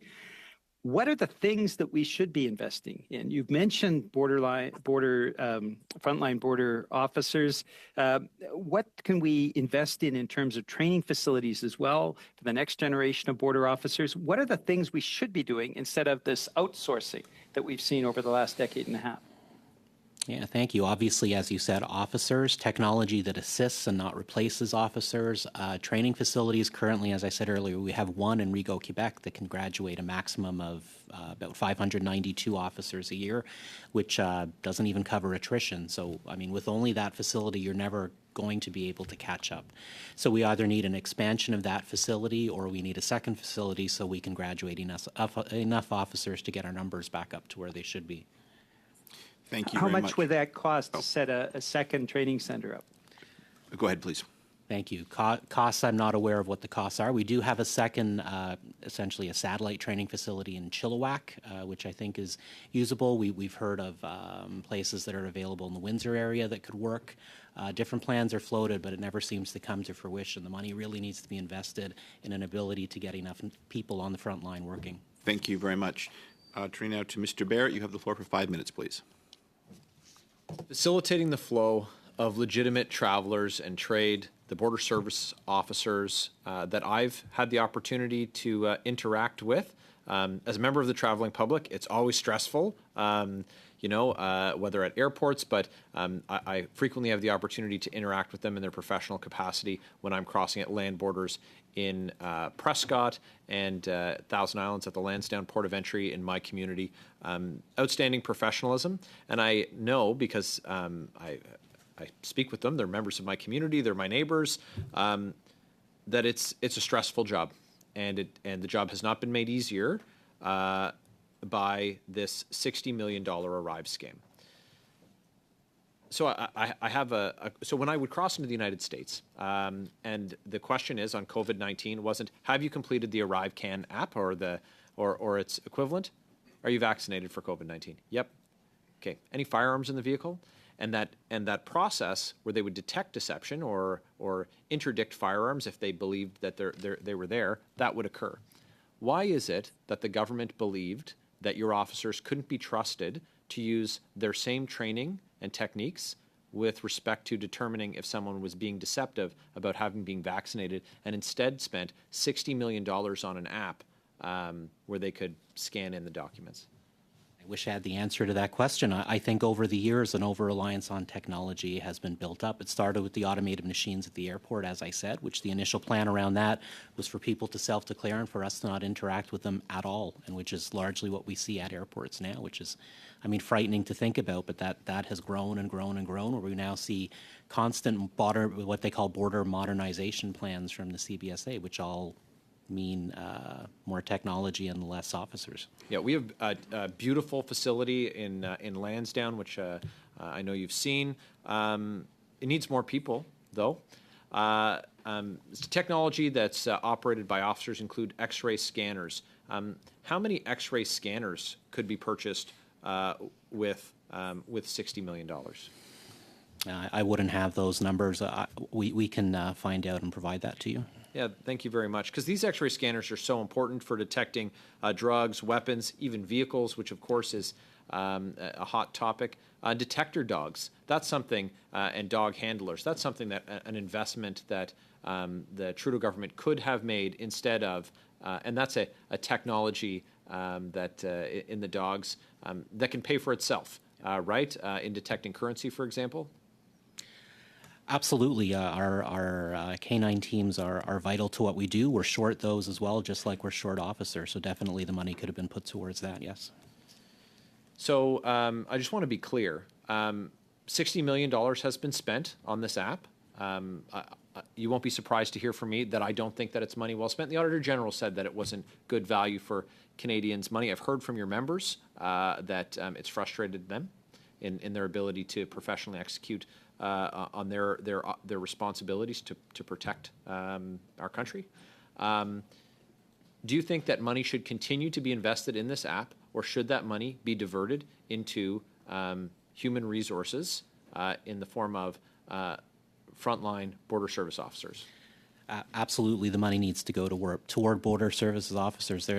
We can do absolutely the full gamut of what's needed at the border, including keeping our community safe. The technologies we have, such as Arrive, can simply do not do that. You've seen all kinds of these committees. You were at committee 18 months ago. I think Ms. Block said at Government Operations. We've had past and present heads of the CBSA. Do you think they're listening? I hope they are. It's certainly not for a lack of me repeating it over and over. I think there is a definite disconnect, and I spoke to this earlier too, that upper levels of CBSA management rarely, if never, come from the front line. So I'm often having to show or explain to people who've never worked at a border exactly what the gaps are at the border, which can often be an uphill climb. Again, I've had many talks with the current CBSA president. I have hope that there's some listening happening there, but the situation on our front lines at most of our ports of entry is quite dire. Is the Minister of Public Safety failing frontline CBSA border service officers? In terms of not having enough of us there, I would say there's a definite failure, yes. Thank you. Thank you very much. Spot on. Ms. Khalid, you have the floor for 5 minutes, please. Thanks very much, Chair. I find this line of questioning by my Conservative friend here very interesting because just this past December, he voted against giving more funding to the CBSA so that they could perform their jobs at the border and be safe in how they do that. Regardless, Mr. Weber, can you tell us what the nature of your job is and what the nature of your union is? How do you support your workers? Yeah, I'm the president of the union. We support our workers and representing them. Just point of order, Chair. I apologize for interrupting the witness. Yes, Mr. Barrett. Just on the issue raised by Ms. Khalid. This does not sound like a point of order. I was happy to vote non-confidence in the thank government, you, just like thank those you, border Mr. Barrett. service Thank you. officers don't seem to have confidence All right. I've told you all. I'm extending the time here. If you all interrupt me, and it's funding just the CBSA. Miss You Khalid. voted against them. Miss Please Khalid, own up Miss to it. Khalid, all right, you're back on the clock, Miss Khalid. Go ahead. I believe Mr. Weber. I think Mr. Weber, you had the floor. Thank you, Mr. Chair. Go ahead, Mr. Weber. You were telling me about the services that you provide to members of the union. Yeah, we ensure that they're treated fairly, that the rights that they have under our collective agreement are upheld. Specifically, what kind of things would members come to you for? Grievances, health and safety representation, really any issue they have where they're not being treated as they should, they come to the union for. And how many agents do you think had called in on a leave of absence between 2020 and 2021? I'd be guessing. We could get those numbers for you and provide them. I don't have that. Interesting. Would you like those numbers, Ms. Khalid? Sorry, that was an offer. Is that something you'd like? Yes, I would. I would very much like to know what those numbers were. So, can you tell us, perhaps, maybe in more general terms, if you don't have specific numbers, what the morale of CBSA agents was like during COVID times? How people were using and abusing the systems, or how they were going through the borders, and how CBSA officers were feeling? I would say the morale was low. People were frustrated. Again, we had very little ability to enforce anything, so we ended up spending the vast majority of our time at the border trying to get the app to work and trying to get people to complete the app as they needed to. Yeah, morale was low then. It's not gotten much better. Obviously, during COVID, people had other concerns and worries as they dealt with COVID in their normal lives. So you're saying that the morale is still very low? You're saying that the morale is still very low, regardless of whether the app was used or not? Yeah, the app is low. It's different challenges all the time. Right now, again, it's about staffing. It's about not having a collective agreement. It's right. About so our ability morale to is low right now because of various challenges, not just because of an app. Can you perhaps help us understand what kind of training was provided to CBSA officers when using the ArriveCAN app? Next to none. Online. Okay. Yeah. So basically, we just threw in our officers to have to deal with a pandemic, to have to deal with a very, very anxious public, and then to have to use an app that they had zero, next to none training on. Is that correct? Largely, yes. There was some very cursory training. Thank and again, you. No, that's fine. Thank you. And why do you think that you're here today, Mr. Weber? I was asked to appear to provide information around the rollout of the ArriveCAN app. And is that with respect to the Auditor General's report? Are we talking about the financial cost of the app, or are we talking about the versatility or the usage of the app, in your opinion? You asked the question, so really it's about whatever you ask me. I'm here to help. And what is your objective? Like, what is it that you want on the record today, if it's one thing that you could say to this committee about the ArriveCAN app and about how CBSA officers dealt with having to use it during COVID without any training, as you said, and having to deal with health issues, et cetera, low morale, as you said? What message do you have to say for our committee? Our officers did the best they could under the circumstances, which were extremely difficult. We would like going forward to not see the app continue being used and continue to be expanded to replace officers at the peril of the safety of all Canadians. And is that because the app cost too much, or is it because of other factors that you, as a union representative for for CBSA officers dealing with HR issues, dealing with low morale and health issues, et cetera? Or is that the cause of it? I'm not sure I understand the question. If you could repeat it, please.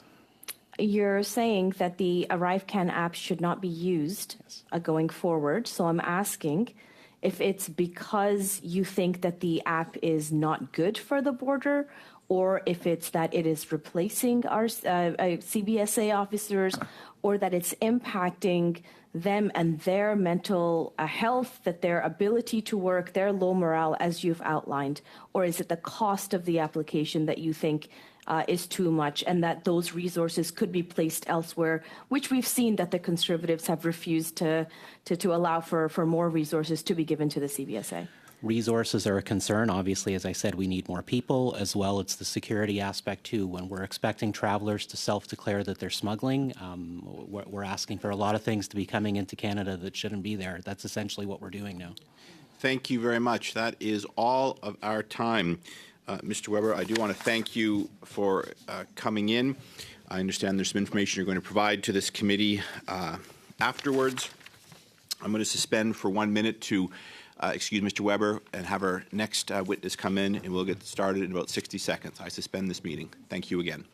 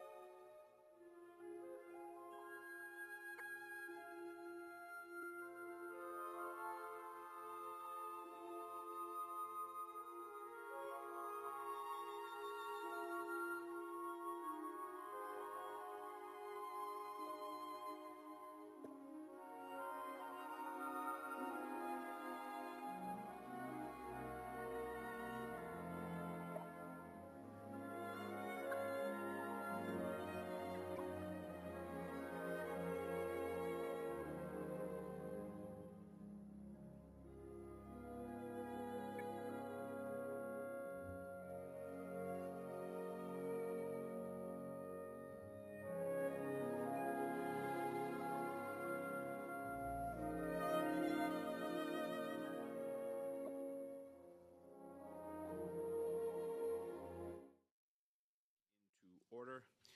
I'd like to welcome from the Association of Canadian Financial Officers, Danny Richard, the president. Thank you for joining us today. We're running a little behind schedule, but just so everyone knows, it's my intention to get us through 3 rounds that will take us to 5:30. The last round is going to be somewhat truncated. Government and opposition, official opposition members will have 4 minutes, and the other 2 parties will have 2 minutes each. And I will do everything I can to get us finished by 5:30.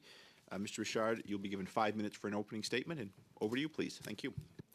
Thank you, Mr. Chair, members of the committee. My name is Danny Richard. I am the president for the Association of Canadian Financial Officers. We are North America's largest union that exclusively represents accountants, controllers, auditors, and other financial professionals. We have more than 7,000 members in over 70 departments within the Canadian Federal Public Service and at NAV Canada. The majority of our members hold a professional designation, such as CPA. They play a pivotal role in ensuring the effective management of the public purse.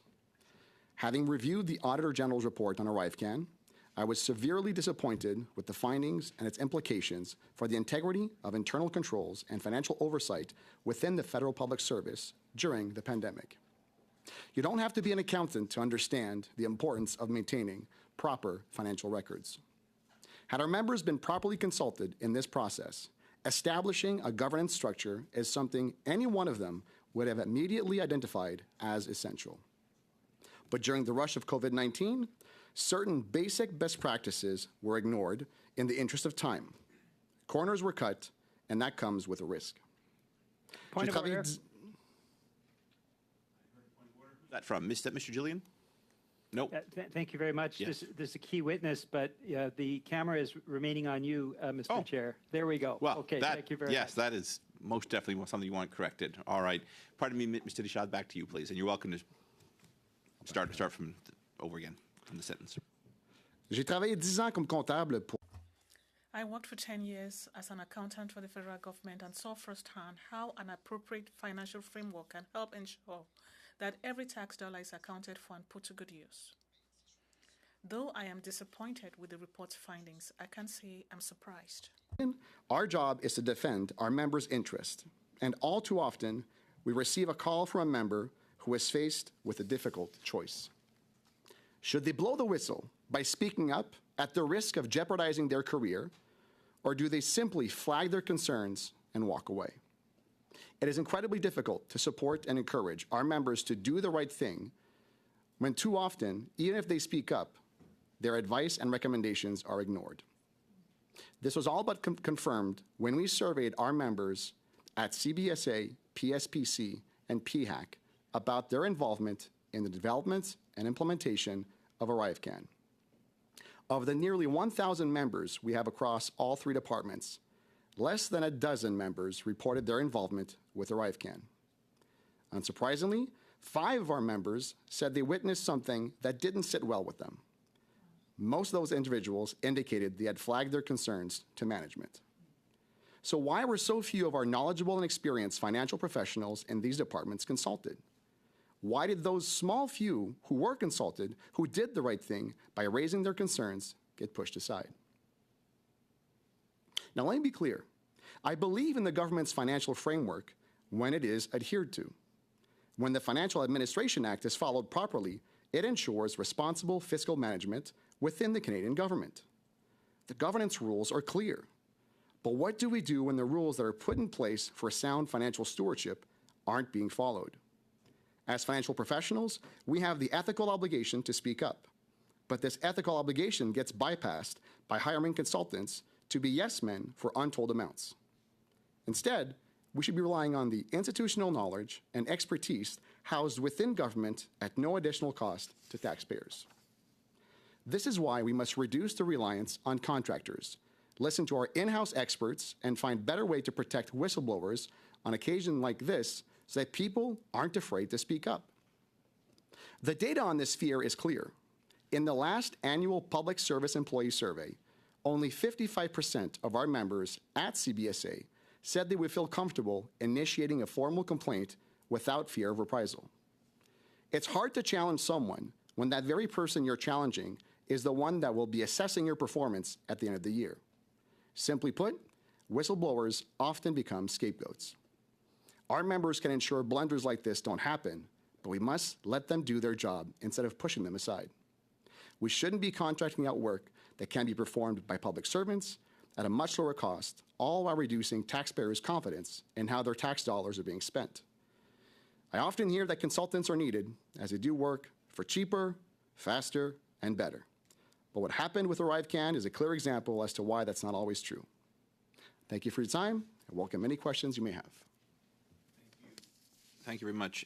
And just with the eye on the clock and the resources, for the first round, which is normally 6 minutes, it's going to be 5 minutes. So, Ms. Block, you have the floor for 5 minutes, please.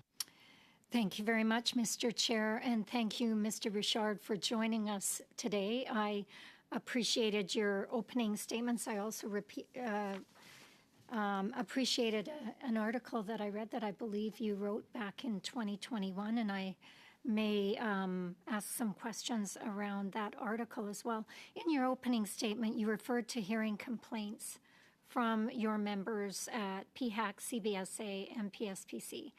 You also mentioned that members are afraid to raise complaints for fear of reprisal and will often just flag concerns and move on. Do you know who your members raised their concerns to? We don't have the exact details, and I can tell you why. Our members are afraid. Even in preparation for this committee appearance, we sent out a survey urgently last Friday to hear from them. The survey was anonymous. People gave us information, but they didn't want to give us their name. I had a few people reach out to me personally because they knew me. He says, Danny, you cannot name me on this. They're concerned for their well-being. Blowing the whistle doesn't do you any good. So in terms of their exact involvement, they don't want to highlight it because they're concerned for their well-being. So would your members who have concerns, if they were to raise this with someone within the organization, would it be the CFO? Depending on which level they're at. Generally speaking, we always advise our members, raise it to your immediate supervisor. Most often that wouldn't be the CFO. Could be people at various levels.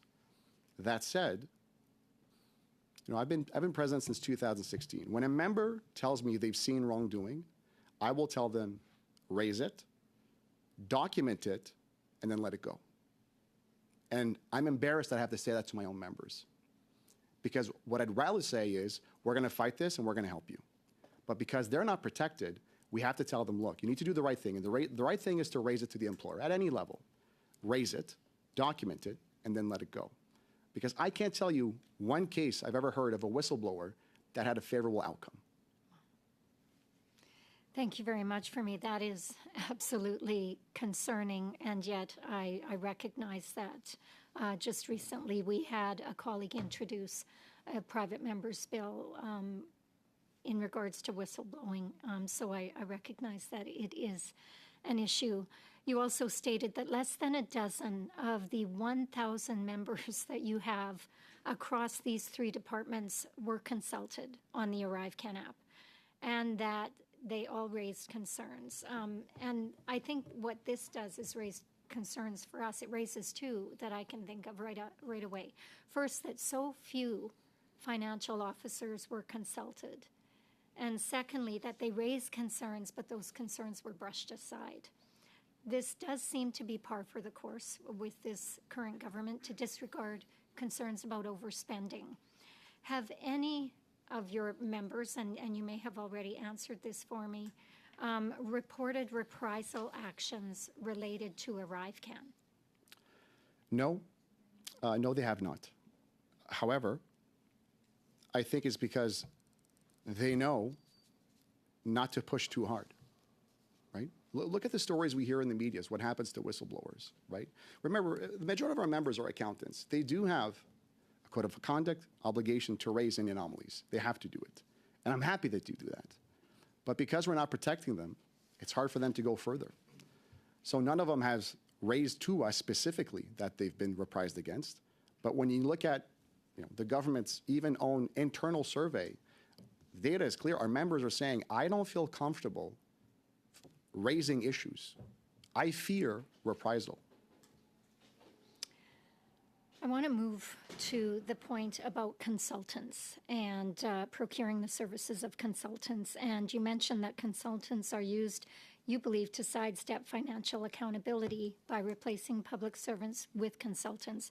And in the article that you wrote, I believe it was back in 2021, you stated that at any given time, an alarming percentage of the public service workforce is in what our colleagues at PIPSC have dubbed the shadow public service.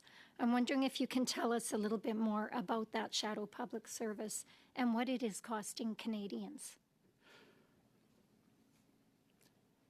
Often, when we want a project to go forward, our members can be seen as barriers, sticks in people's wheels. Oh, finance, accountants, they're not conducive, they're not helping. So how can we bypass them? We know what we want to do. Let's get the results. Okay, well, instead of going to an accountant, let's go outsource this. Go to a firm that will deliver exactly the results we're doing. I've seen members that do costing reports or financial forecasts that are being told, well, we don't like that number. Well, the number is what it is. I'm not here to give you the result that you're looking for. I'm telling you this is what the number is. So the shadow public service could be used by saying, hey, you know what, if we want to bypass the internal controls, let's go outsource the work. Thank you, Mr. Deschamps. I'm sure members will come back to that. I do need to move on. Turning now to Ms. Yip, you have the floor for 5 minutes, please. Thank you. Thanks for coming to the committee. Can you describe to the committee who your union represents? Certainly. We represent accountants, controllers, and anyone that works in finance or audit. That's primarily our members. We have 7,000 members across Canada in over 70 departments. And what are the departments? Over 70 of them. It'd probably be easier to name you the over departments 70, that we sorry. don't represent. Yeah, so. I only heard 7. No, sorry, 7 departments. Okay, 70, okay. And what is your role?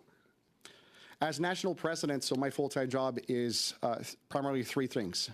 I go and listen to my members, listen to what they have to say. What are the issues? What are the problems that they're facing? Second, interact with senior management to see what's going on. How can we resolve their issues? And generally speaking, this does seem to work well. However, at any level in middle management, sometimes there can be issues. So we work with our members, we work with senior management, and we work with other unions as well to collaborate as much as we can together. How do you work with senior management to resolve some of the issues, especially if members are fearful of reprisals? Right. It depends on the department. I would tell you, generally speaking, we try to have a positive relationship with senior leaders. And overall, if something would arise, an issue with our members, we know that if we escalate, generally speaking, it will get resolved. The key word being generally. Sometimes our members are not willing to risk it, right? So I could speak to an example I've seen. I've been present since 2016, where our members sometimes are even afraid of calling us to let us know what's going on because they're afraid that perhaps we will call the employer and rat them out, which is not our role. You know, when you contact your union, it's confidential. We want to help our members. So if our members raises an issue, we will try to escalate at the lowest level, but sometimes it's middle management or lower level. But if we can skip a level and get back to the basics to avoid a grievance, to avoid a complaint, that's what we'd like to do. But ultimately, if it doesn't work, that's where we have to apply some formal recourses. So what needs to be done to lessen this fear of speaking up? What could we do? Better measures to protect whistleblowers. If we could only see more positive cases where someone spoke up, and instead of having to sacrifice their career, mental wellness is not good. There's financial instability because now they have to change departments. We need more examples of people that did the right thing and it ended in a favorable situation. But too often, you'll hear this in the media all the time. Someone spoke up and their life became a living hell. Because if you're a bad actor, you're going to try to cover up your tracks. And that's at a cost of our members all too often. Even though our members, keep in mind, they work with the numbers. Numbers don't lie. I mean, when you're keeping an accurate records, those records, they remain there. So often our members are in a situation where they're able to provide even some evidence as to what they're alleging. But even there, despite that, bad actors can try to cover up their tracks. The Auditor General commented on the poor bookkeeping that made determining the exact price of the application impossible. Is this lack of standards something that your union is looking into? It's not our role to look into the lack of standards. I would tell you overall, generally speaking, the Financial Administration Act, when it's followed, it works very well. You know, and internal control is only as good if it's followed across the board. I don't want to make this pun, but we're talking about CBSA, right? If you're trying to secure the border and you put border officers across all the border, but once a month, it's a free-for-all, it defeats the whole purpose. It's the same thing financial controls. If you're willy-nilly and decide when you apply and when they're in, when they're out, it doesn't work. Internal controls need to be applied consistently to avoid blunders. Okay. During the pandemic, almost all of the federal public service was working from home. How do you believe this has impacted the quality of the work completed? For our members, I can tell you that working remotely is something that we're able to do, right? The majority of our members are working with numbers, spreadsheets, audits. This is something we can do remotely, and I think we've shown for the past 2 years, not only has it worked well, but I would argue it has increased productivity because you're able to really focus in and get the work done. Now, don't get me wrong, I do think there's value in being in the office every once in a while, but our members have shown the ability to be able to work remotely and get the work done. I would argue they've been more productive working from home than they are in the office. Thank you very much. Suivant, c'est Madame Sécla Desgagnés. Vous avez la parole. Madame Desgagnés, vous avez 5 minutes. Merci, Monsieur. Thank you, Chair. I would like to thank Mr. Danny Richard for being here today. You talked about the survey which you sent out to your members last week. I'd really like you to tell us more about that, of course, without giving us any names, because anonymity is important. Of course, since I'm national president and I work for the border services myself, some of our members are there. I spoke to my team and I asked if some members had communicated with us to express their fears. No surprise, the answer was no, not because I think there were no fears, but simply because members are even afraid to communicate with us. So my team and I decided to carry out an anonymous survey to try to seek and collect information, knowing that we had to appear before this committee. And I can tell you, I was disappointed to see to what extent our members were not really enthusiastic to get involved. When anything concerns money, it's good to have a financial officer, not only at the end of the process, but at the beginning, in the middle, and at the end. So amongst the 1,000 members we have in 3 departments, only 12 of them were involved. And that was concerning. It's concerning because it means that the importance of financial officers is not valued. We are not there to police anything. We are there to make sure that public funds are well used. So for that to be done, we should be allowed to do our work. So we collected information. 2 of my members called me afterwards, insisted that their names remain secret because they are afraid of any reprisals.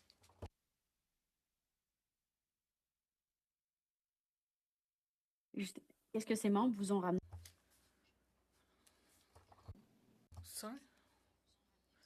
What did those members tell you? Unfortunately, I cannot share the nature of their interventions because it could identify them very well. Could you at least tell us, well, while protecting their identity, could you tell us whether they were talking about acts of professional misconduct within the CBSA? What I can share with you is that my members try to do their job, and they were told we don't have time for that. Once again, they put aside internal controls because there was no time. Very well. And these internal controls, was it while ArriveCan was underway during its development? So what I understand, while being far away, but I'll try to understand. During development of the application, some people in-house raised some red flags. Exactly. Very well. Interesting. Question. Another question. How many of your officers do you have at the Public Health Agency? Answer.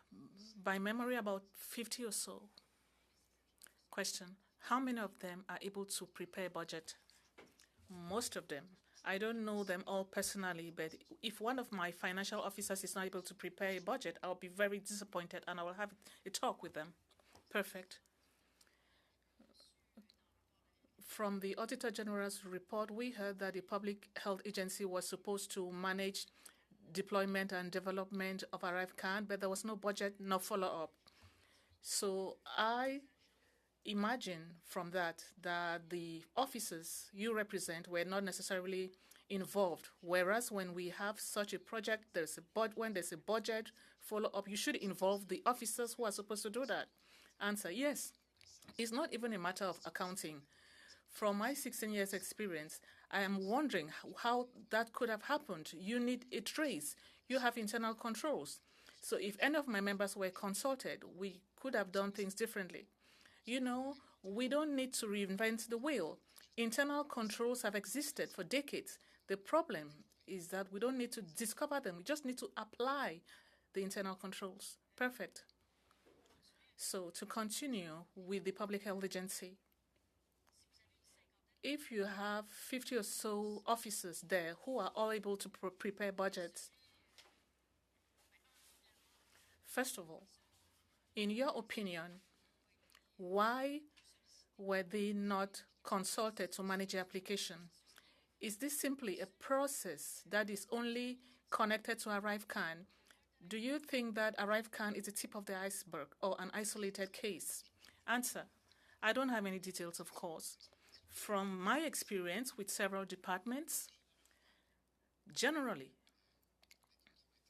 internal controls work. When they are ignored, that's when you open the door to bad actors who could do things, who could divert funds. To answer, I think there's a tendency is not to consult our members. Instead of seeing them as an added value at the beginning of the process, they are seen or perceived as people that are difficult because they always come up with barriers. That's not the case. We just want to ask, you want to charge this amount of dollars. Does it make sense? The second one, is it an isolated case? It's still a matter of involving us throughout the process, the beginning, the middle, and the end. Thank you. Mr. Julian. Please. Merci beaucoup, Monsieur le Président. Thank you, Mr. Chair. Thank you, Mr. Richard, for your testimony and for all the work that your members are doing every day to make sure that taxpayers have value for their money. This is an extremely important task. My first question, the matter you talked about in your opening remarks, you said, how does it make it difficult for your members to give advice and financial directives for government programs when contracts are outsourced outside the public service?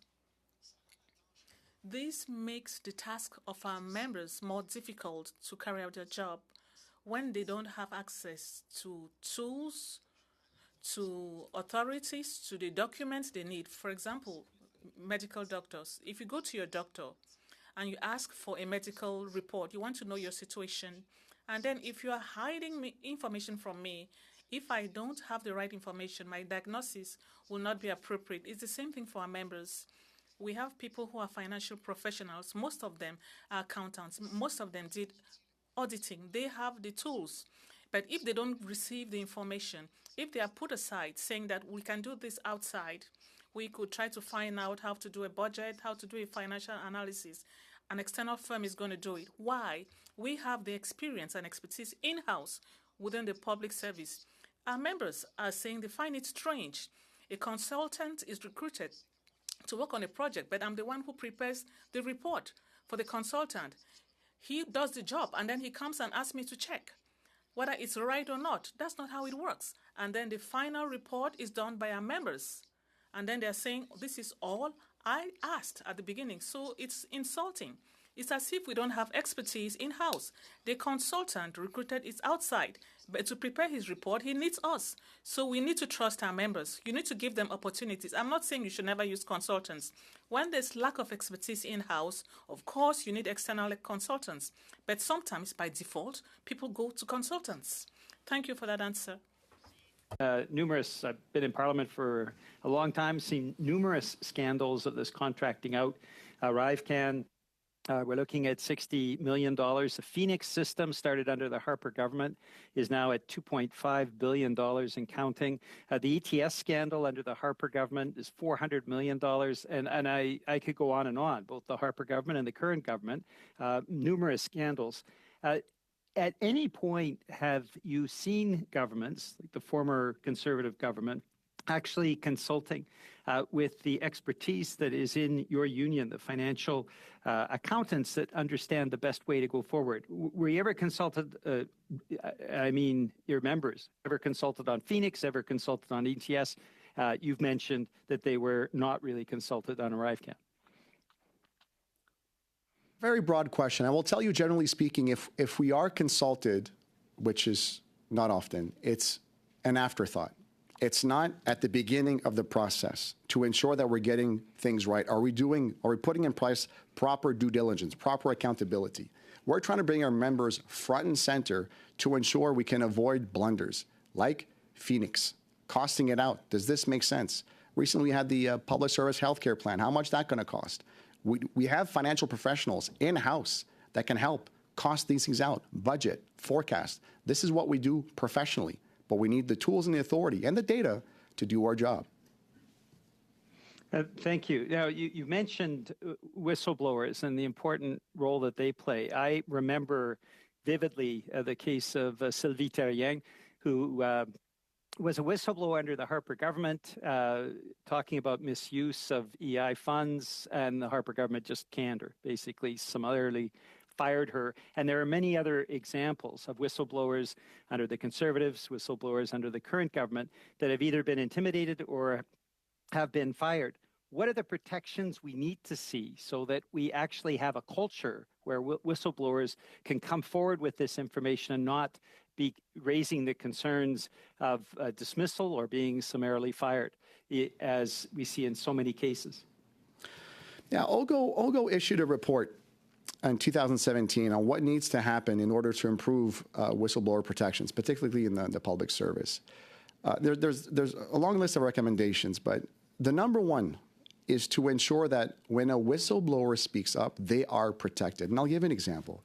If I were to work for any department, doesn't matter which one it is, and I feel uncomfortable because I feel I was sexually harassed, we will protect the victim. We will remove them from the work to ensure that they are protected at all costs.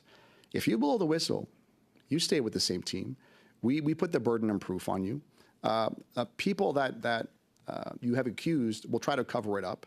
The burden of it's the amount of stress these people get put through because they're simply not protected. We need to ensure that whistleblowers are protected. Thank you very much. Turning now to the start of our second round. Mr. Brock, you have the floor for 5 minutes, please.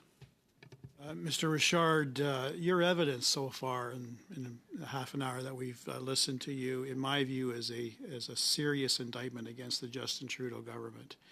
And the concerns regarding the culture of fear is extremely disturbing for the professional public servants. That has expanded under Justin Trudeau by 40%.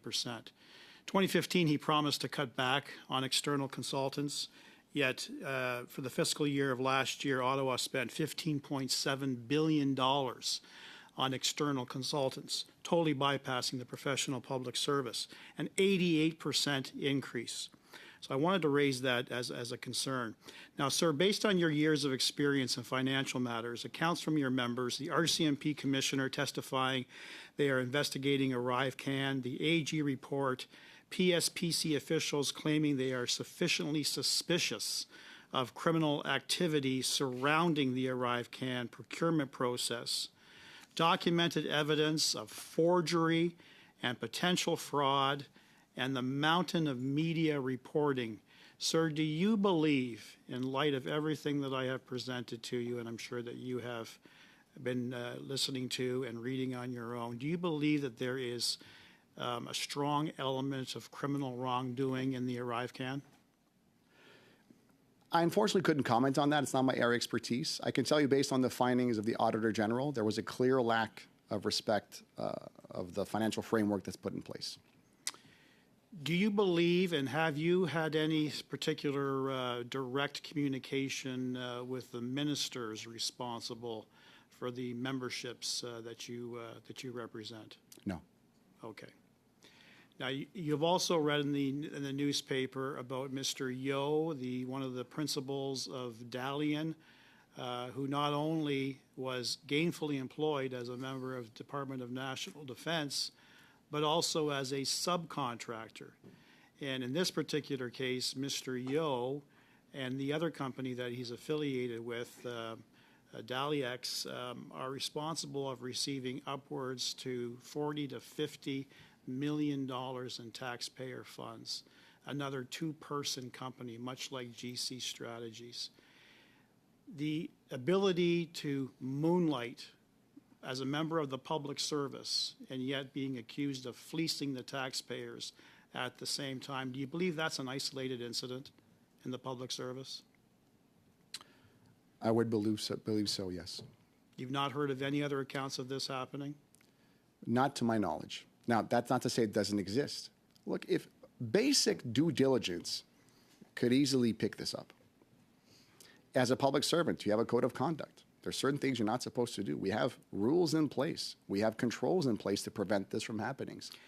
What are your thoughts on ministerial accountability? Because all I've been hearing so far is the minister is completely oblivious.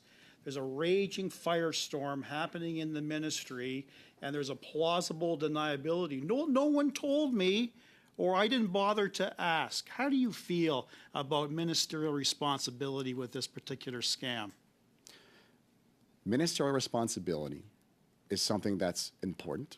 It's something that, like, even at the deputy levels, the buck stops department by department. We need someone who's accountable, right? But organizations such as, like, for example, PSPC, ESDC, and D&D, we're talking about hundreds of millions, billions of dollars. This is very difficult for one person to be at the top. That's why we need financial officers to do their job of due diligence, financial stewardship, to protect these deputy ministers in order for it to allow them to do their job. You can't have one person that's verifying every single transaction, right?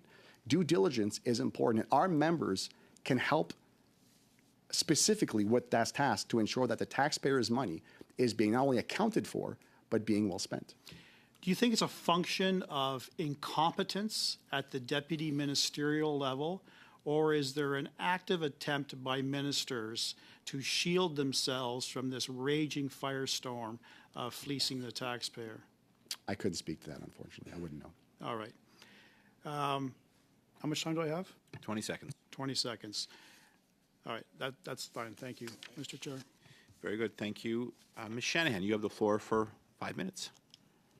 Well, thank you very much, Chair. And I want to say, Mr. Richard, how much I appreciate your testimony here and your obvious dedication and able representation of your members regarding what I would call a professional code of conduct. Can you speak to that? Are your members, you mentioned some of the designations, what are some of the ethical and professional standards that they must adhere to?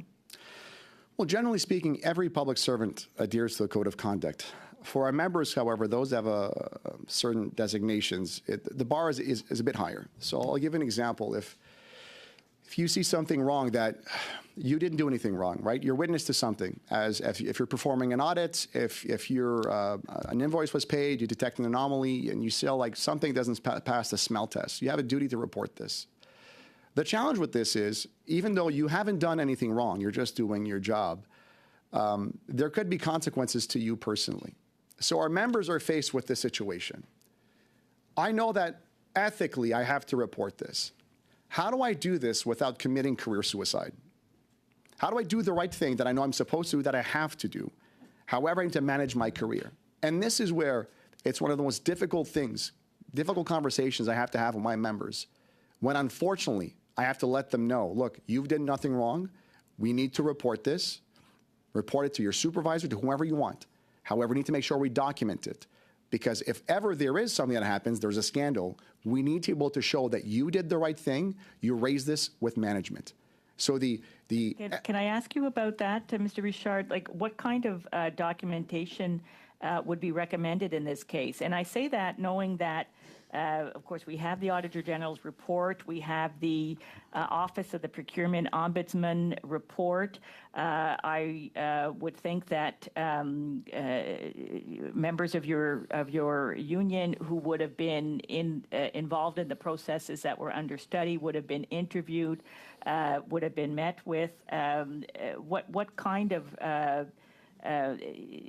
records would they have been able to provide? And indeed, why not provide them before an audit takes place? Why not channel those concerns and recommendations directly to the Auditor General's office or the procurement ombudsman? It's unfortunately a matter of them not being protected. So again, they have to do the right thing, which is to flag it to the employer. If there's an anomaly, if there's suspicion of it doesn't pass the acid test, what can we need to flag it? Once you've flagged it, we always tell our members, document it. Because it's not what about you know, it's what you can prove. What does the document look like? Is it like Could be an email, simple as email. A report? I'll give an example. We've told our members in the past, a consultant was hired. We've seen amounts completely changed, conclusions to reports, complete 180s. That doesn't make any sense. And we tell our members, send an email raising your concerns, document them. This way, at least the balls and the employers, you are protected. Where is that email sent to? It's sent to a supervisor? Anyone that is under managerial responsibilities. So it could be a director, senior leader, it could be a CFO, it could be direct supervisor. The moment that we inform the employer of our findings, it puts our members, it reduces the risk for them because they flagged what they saw. They informed their appropriate chain of command of the anomalies or the discrepancies that they saw. That they observed. And I'm going to ask you this. Of course, you testified already, and we know many employees were working from home. Could there have been better oversight if employees were working from the office? Would this have made any difference to this reporting mechanism?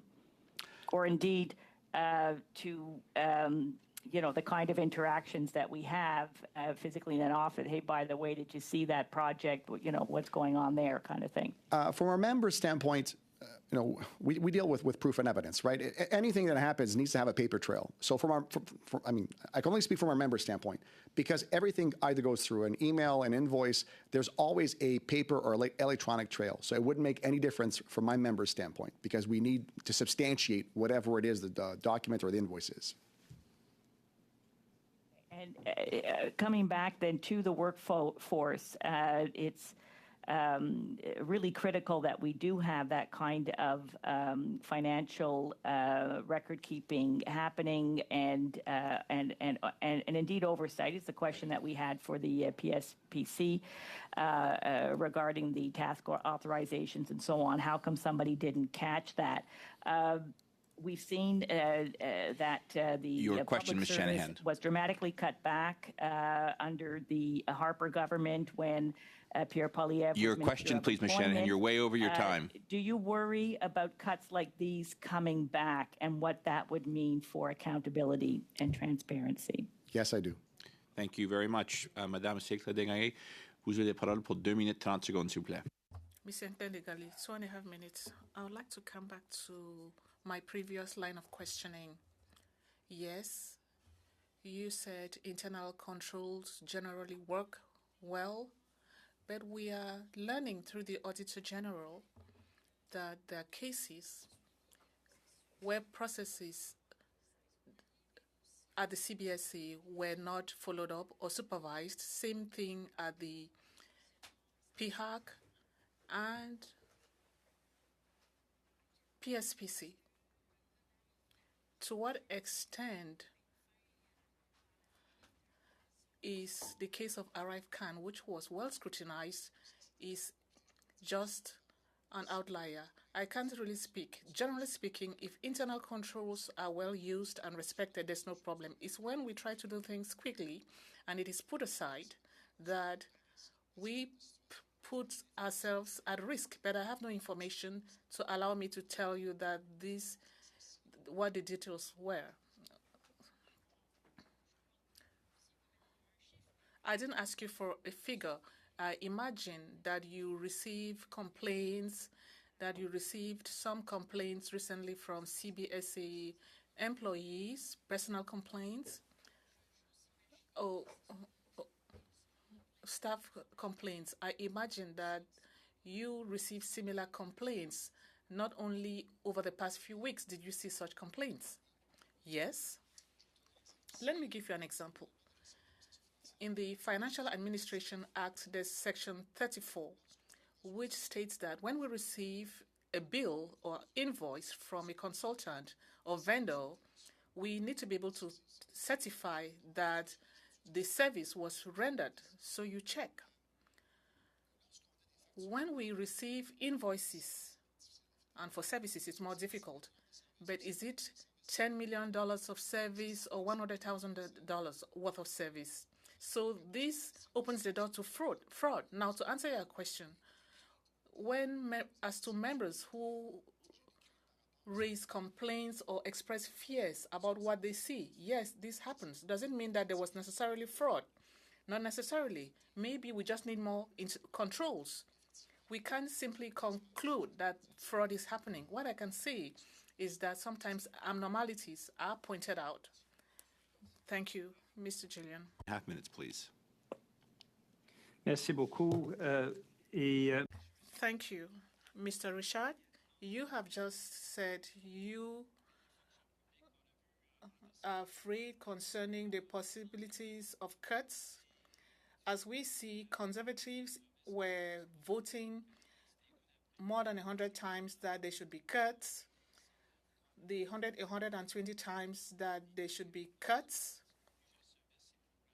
in several services and programs. In terms of cuts that affect your members, what are we losing? And I'm talking about the experience that they have, the education they have. On average, how many years of experience do your members have? How many years have they spent in the public service generally? And what do we lose if the Conservatives came back to power and continue to apply cuts as we saw them vote in December? Now, let's look at governance. Reviewing expenditure is a good practice. It's good to see whether the expenses we're incurring are still a good investment. So it's a good practice to see where we are investing our money. Now, to talk about 2.5%, 5%, 10% cuts without looking at items case by case to find out where they should be cut or not. Well, for our members, each dollar invested in an auditor or financial officer gives you a return on investment. For most of our workers, they are accountants, so they have a first degree, 2 years experience, at least 2 years of experience, higher education, and so on. They want to do their job. If you want to find out where you want to save money, ask the accountants how to save. That's well said. Earlier about the Financial Administration Act and the fact that if it was being followed, we wouldn't have these myriad scandals as we've seen with the ETS scandal under Harper, the Phoenix scandal under both Harper and the current government, the ArriveCan scandal that we have right now. Why is it not being followed? Is it being overridden? Is it because the political deciders are simply saying it's not important to follow? Why is it being overridden so often? Case by case, right? So in this particular case with ArriveCan, I can only tell you what I've heard from two members that I can't reveal their identity, but they were basically told we don't have time for governance, right? Now don't get me wrong. There's a time and a place to be able to be tolerant to a bit more risk, but you have to realize what kind of risk you're taking and what are your risk mitigation strategies. Mel, thank you very much, Mr. Richard. I'm going to give Mr. Julian another 2 minutes at the end, so I'm going to just have you briefly wrap it up there. Mr. Barrett, you have the floor for 5 minutes, please. $21 billion spent on outside contracting with the NDP Liberal government, looking like they're going to continue that trend. Is that something that concerns your members, that acceleration to levels that are historic? Yes. Look, there's a time and a place for using consultants. There's nothing inherently wrong when it's done for the right reasons. But when it becomes the de facto practice, this is an issue. And on the Arrive scam, which we saw both the NDP and the Liberals vote to continue to pour more money into this failed program, two of the highest paid contractors received a combined total of $27 million. With 30% commissions going to 4 people on $27 million. I'm sure that would not meet with the approval of your members, the expenditure of those funds on 4 people instead of investment in more resources, personnel, or training for your members. I can tell you that had my members seen this, flags have been raised, right? There's something known as price review. So look at an example with a chair. If you're selling a chair to the government of Canada, are you selling me that chair at a price you would normally charge someone else for it, another company? Or are you charging me more because I am the government of Canada? So by doing a simple market comparison, we could say, do these rates make sense? Is the work that you're asking to be performed, does it take that amount of time normally? And so you talk about flags being raised. These are two companies doing $27 million in business with 4 employees. Is that something that would raise red flags? If my members were consulted and they would have seen that something compared to what it's worth normally in the market, yes, it would have raised the flag. But again, I can't speak to this particular example because I don't know if that's normal or not.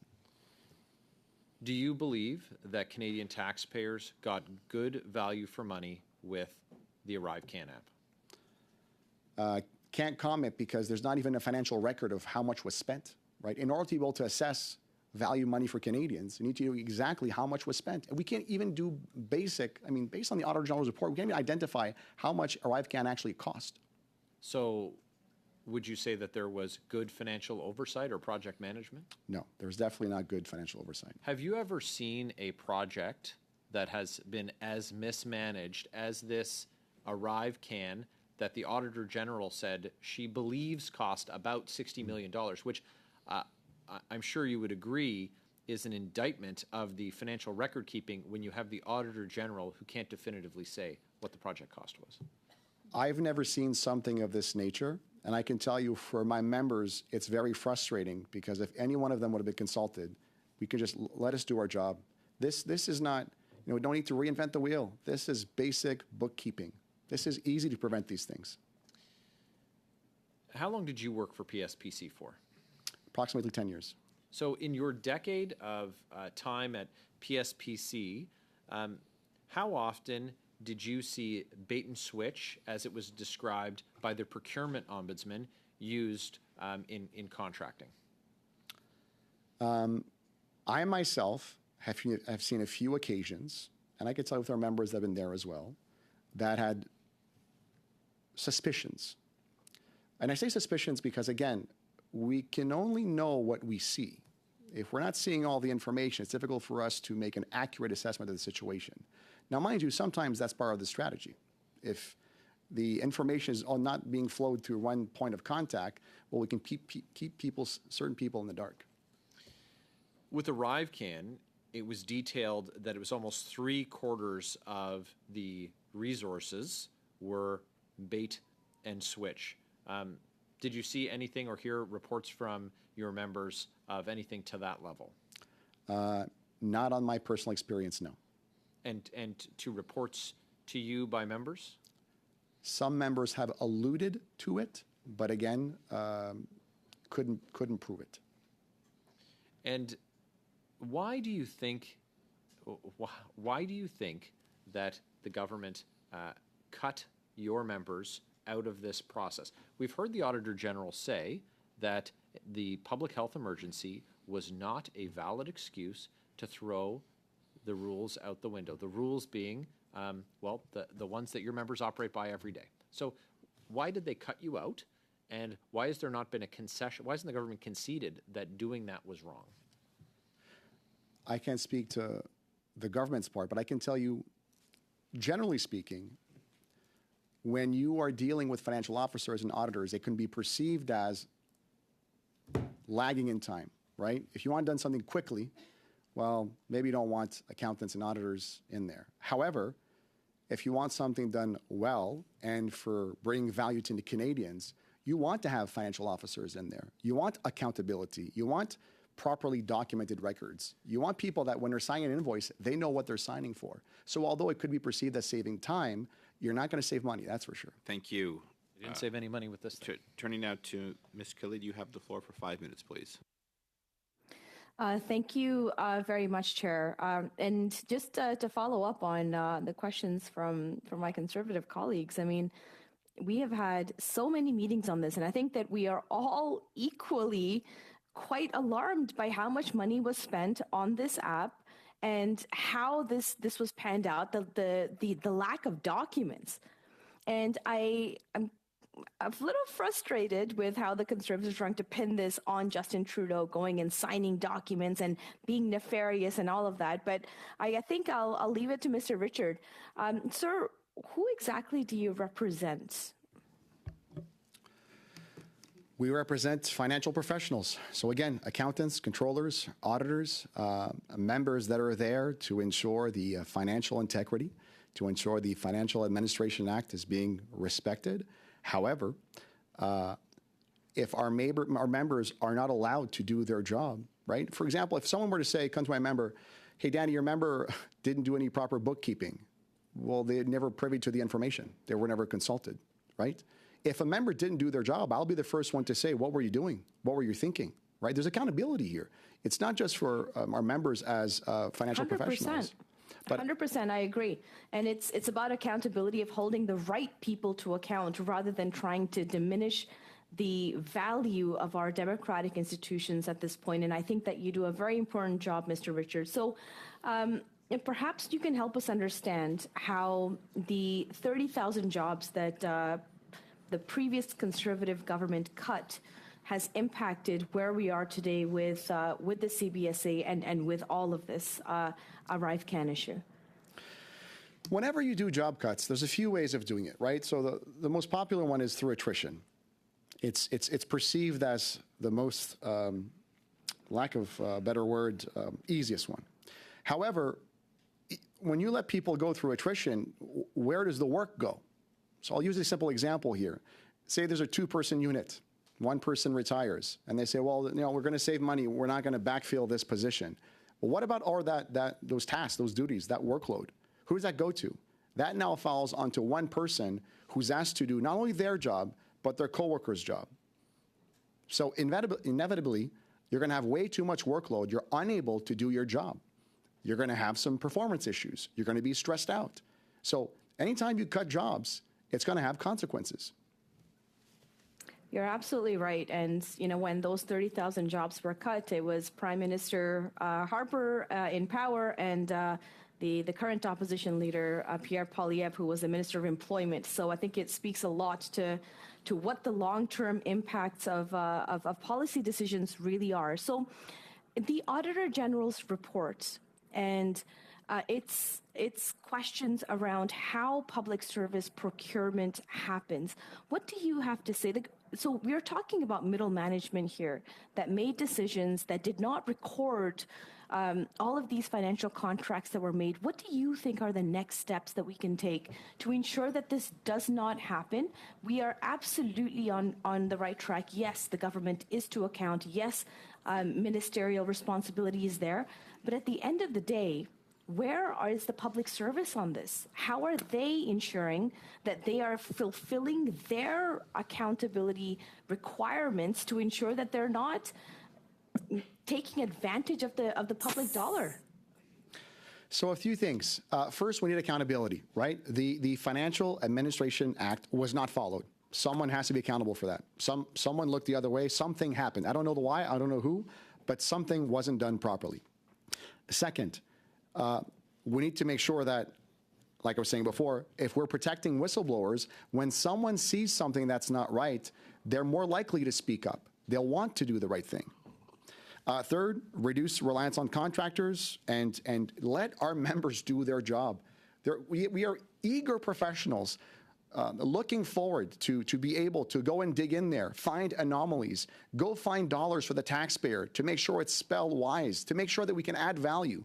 But we need to be let in. Open up your doors. Let us in. We want to be an ally.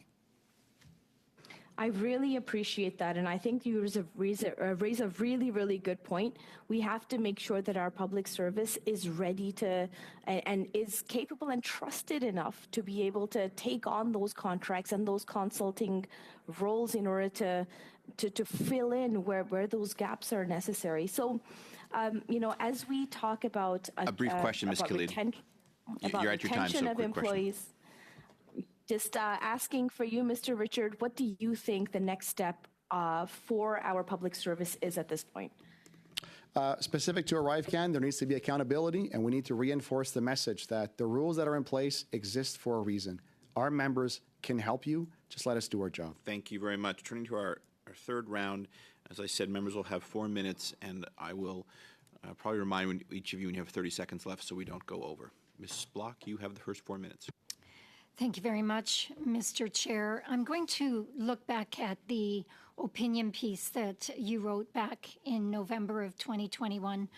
And in it, you stated, you talked about the familiarity Canadians have with the important work of the Auditor General, but then you go on to observe that it's the 6,000 accountants, auditors, and financial management professionals working away in programs and departments who are tasked with ensuring public funds are spent appropriately in the first place. Does this include CFOs? Our members don't represent CFOs. We don't represent CFOs, no. However, the Auditor General often looks after the fact, right? We only look at the past. Our members, if they're positioned well and the front end, we can prevent blunders from happening in the first place. Thank you. It is my understanding that chief financial officers are responsible, or they have a procurement organization that works under them, and that they actually sign off on funding requests. Is that their role? Correct. Thank you very much. You also made a statement in your article. You stated that the staffing system as it currently exists rewards and prioritizes those who know how to work the system, not those who are most qualified and capable. Can you explain what you mean by work the system? Yeah, certainly. And I don't think it's any secret. Generally speaking, if you work with numbers, you tend to be more of a, not necessarily a people person. So, remember, you're an introvert. And I say this because we got members that do fantastic work. However, they're not necessarily the most popular when it comes to being sociable or interacting with their coworkers or going out or getting making a name for themselves. And so often what happens is people that get promoted is, well, who is liked? Who is someone that I get along with, right? And often maybe you don't get along with an accountant that's asking you some questions. Right. Thank you. In their testimony before the OGO committee, Bottler AI raised the issue of kickbacks. And then again this week on CTV, they alleged that there have been bribes. Do you have any concerns about this or about any potential criminality? I've never witnessed kickbacks. I haven't heard any members raise kickbacks, so I can speak to that effect. However, it's always a possibility. And again, that's why you have a code of ethics. That's why you have internal rules. That's why you monitor transactions to the best of your abilities. You can never eliminate risk, but you can reduce the risk. You can mitigate the risk. You can ensure that proper controls are put in place to reduce the probabilities of things like this happening. Thank you very much. Thank you. I have a minute. Okay, so you had responded to one of my colleagues that one way of ensuring that the door is not open to fraud is having the proper controls in place. Do you believe that the CFO at the CBSA did his or her job in ensuring that public funds were spent appropriately on the ArriveCan application? I couldn't comment to this about the CFO. I can tell you someone did not. I don't know who that person was, but someone did not do their job. There's accountability. And if you follow the money, if you follow the paper trail, you'll find out who that is. But when there is no paper trail, when there is no electronic documents, it makes it very difficult to find out where was the crack in the armor. Thank you very much. Thank you. Next, Ms. Sidhu, you have the floor for 4 minutes, please. Thank you, Mr. Chair, and thank you, Mr. Richard, your testimony. Mr. Richard, you talked about, someone need to be accountable, but what kind of the new protection for whistleblowers would you recommend, which do not already exist? And you already gave some recommendation, but which one you really want to should be there? Well, I'll tell you, there's already a task force working on this right now, and we have someone on the committee. There's a report from OGO that was on there in 2017. There are multiple measures that we can do, but I think the most important one is, and I've mentioned it, you've got to generally, a whistleblower needs to know that when they speak up, they will be protected, because you cannot jeopardize your career your livelihood.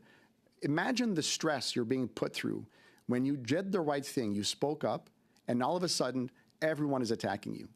You ask yourself, should I have done this? You might regret this decision for the rest of your life. The most important one of all the recommendations is find a way to protect the whistleblower. That's the most important one. Thank you. Ms. Sidhu, just hold on. I'm going to suspend just for a few seconds. I'll be right back.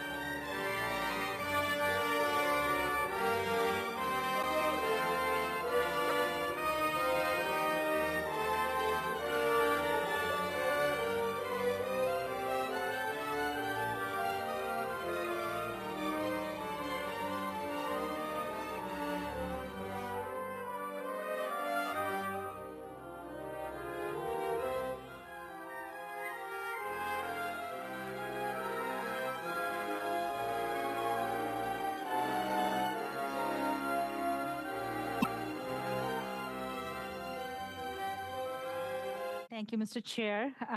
Mr. Chair, I just want to know about, I know during the pandemic, there's a lot of employees who were working from home instead of the office.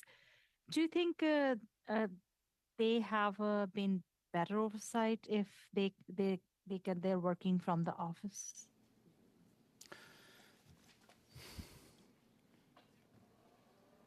I will tell you the levels of productivity, I have no doubt, have increased. But there's intangibles that happen when you're working in the office. And that's why I always tell my members, going in the office every once in a while makes sense because we're in the game of information. So you might walk into someone that says, oh, we're working on this project. And my members might say, oh, I wasn't consulted on this, or I didn't know we're working on that.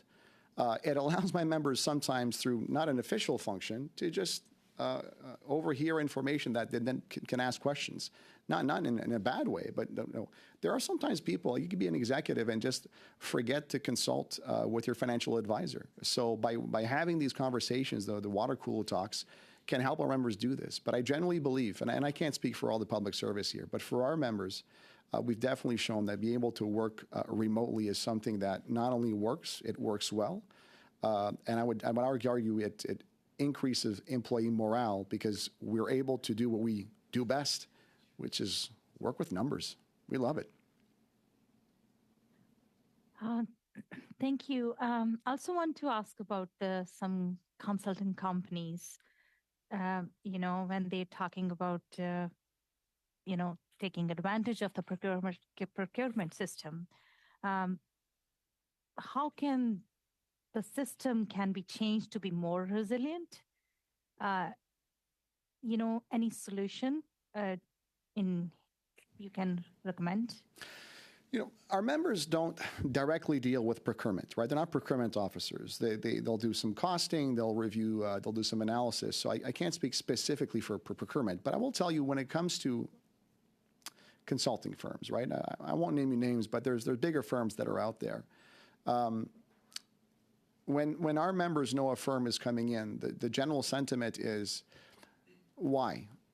We'll look at the tasks that we've asked them to perform, and they say, we could have done this internally. Why is this being outsourced? That makes no sense to them. And it's even more insulting when they are then asked, by the way, can you help out the consultant with their analysis and do the forecast? Well, here you are paying someone $1,000 a day, whereas our members, they don't cost it that much. I would argue you get better quality, you'll get it done faster, and at a cheaper price. And I've seen this happen time and time again. Thank you very much. That is the time. Moving now to Madame Séclé-Desgaret. Vous avez la parole pour 2 minutes, s'il vous plaît. Parfait. Thank you. To continue in the same line, Mr. Richard, many people will feel insulted amongst the officers because more consultants have been recruited since 2016 and the numbers continue to rise. So the public service size has also increased, particularly people recruited to carry out operational roles to manage a consultant. So there's an enormous machine being used to manage consultants, whereas the expertise is available in-house. I would like to add that the dependency on external consultants, it's mostly because of the cuts that were made in the public service by the Conservative government. My question for you, let's come back to the case of Arrive Khan and the testimony we received recently. If people who spoke to you, the people who spoke to you secretly, had been heard, if they had been listened to during the process, do you honestly think that if their advice had been taken seriously, they would have been listened to, something would have changed, there would have been a way to circumvent the process?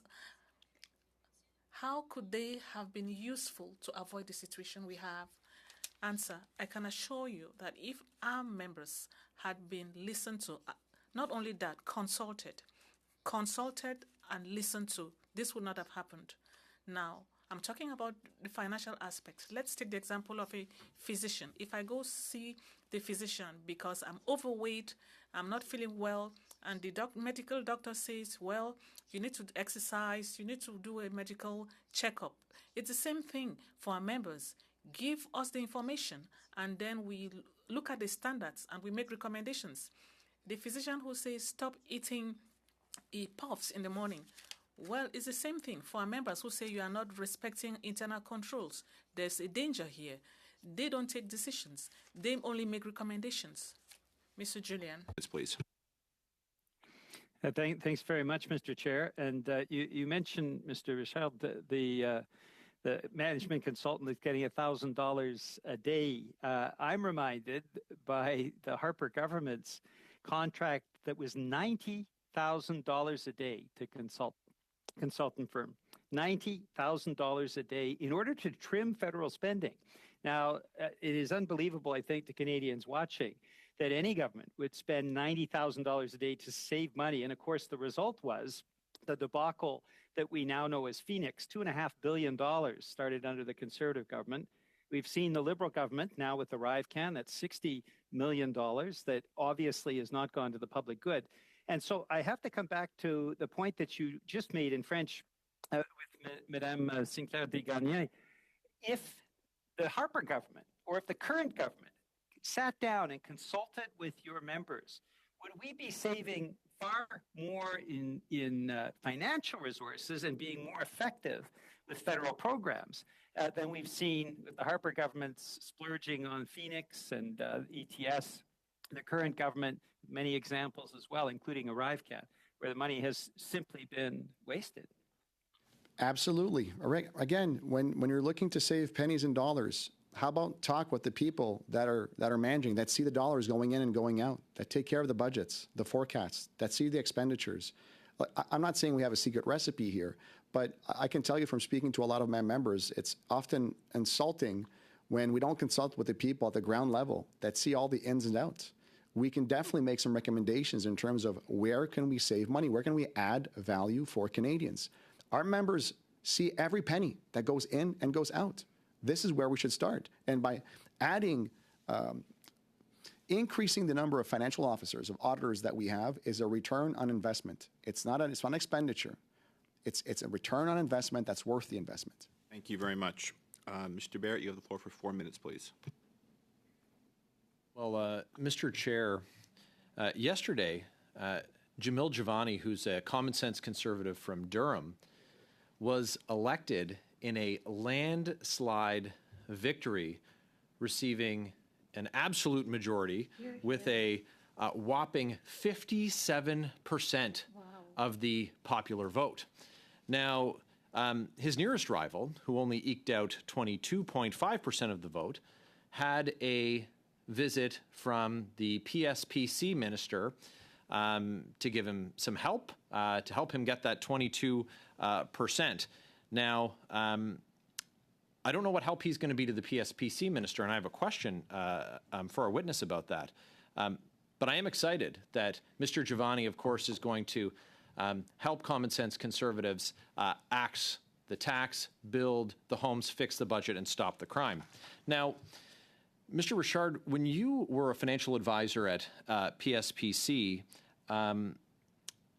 you obviously gained quite an understanding of operations in that department. Now, the minister for PSPC, new to her role last summer, claimed that she was never briefed on ArriveCAN, no information. $60 million-ish, because there are thousands, if not tens of thousands, of pages of documents that we believe have been destroyed, but we aren't able to prove that they existed because the Auditor General can't get her hands on them. Is it believable that a minister wouldn't have been briefed on this? And if so, would it then tell you that it was deliberate that the information wasn't briefed up to the minister? How does that come to pass that a project of this nature wouldn't have been presented to the minister? Was she briefed on or not? I couldn't speak to that. I can tell you that if my members detect any anomalies, something that needs to be raised, they'll raise it. Now, they don't raise it necessarily to the minister's level because there's many layers before we get there, right? Again, we don't represent executives. However, we do represent members, financial professionals. That is their duty, their responsibility, if they are presented with information that makes no sense to them, that they will escalate. But they wouldn't go directly, skips 3 or 4 levels. There's a chain of command that we have to respect. So some of the information that we know now has been accumulated over nearly 2 years since this was first escalated and raised by conservatives. And so your members would have seen some of this information. Now, would any of that get fed into their reporting workflow? What they've understood to come to pass, and then that information would get passed up to their managers and to the ADM, DM minister? What's the formal process? Or now, because it's coming out only through reports from independent officers to Parliament, it only goes to the minister, and your members don't interact with the information? Generally speaking, if we were to follow the formal process of how things are supposed to operate, my members would have been involved on the front end, right? Not on the back end, or the front end.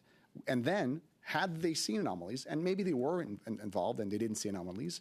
However, based on our survey that we did, I can tell you that for this project, a lot more of our members should have said, yes, we were consulted, we were involved.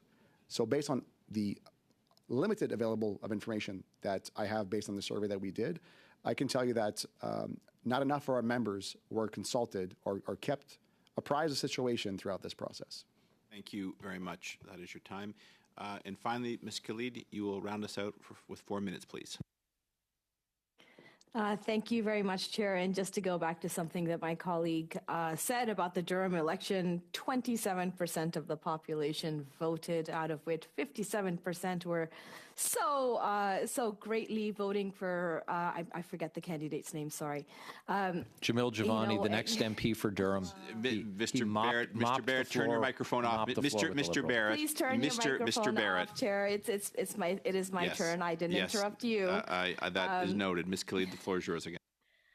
Thank you. Thank you so very much. So it really goes to say how much misinformation is really propagated through the Conservatives. I mean, just right now, again, I'm sure that they'll make a clip out of it. They'll say, X, Y, Z, oh, they did this and they did this and corruption, all of that. I've had to deal over the past 24 hours with a lot of hate mail, with a lot of threats to my own person based on disinformation spread by the Conservatives. So I'm just leading to a question here. When we really propagate that disinformation that, oftentimes our Conservative members are leading, whether it's with respect to vaccines, whether it's respect to the purpose of an ArriveCan app, whether it's respect to how our CBSA operates, how our public service operates. How do members deal with that? And what kind of punishment do they receive from that disinformation that the Conservatives love to spread on them? I'm not sure I get the question there. Sorry, could you repeat that? I'm not sure I followed the question. Let me ask you, how does disinformation campaigns really impact the members that you serve, the members of our CBSA and our public service, whether it is in relation to anti-vaccine campaigns or Arrive scam, whatever they call it, campaigns, and just dealing with the general public in providing the service to Canadians? I can say this, whatever happens in the media or at a political level finds its way down to our members, right? Remember, our members are in the trenches. They're not senior management. They're the doers of the work. They see the numbers, the financial statements. It can be sometimes difficult to tie what are we trying to achieve at a very high level versus what they're saying, right? So if we're saying we believe in integrity and values are important and we need to do due diligence and value for money, well, when you see a report like from the Auditor General, it makes our members very frustrated because this whole thing could have been prevented had we just adhered to the existing financial framework.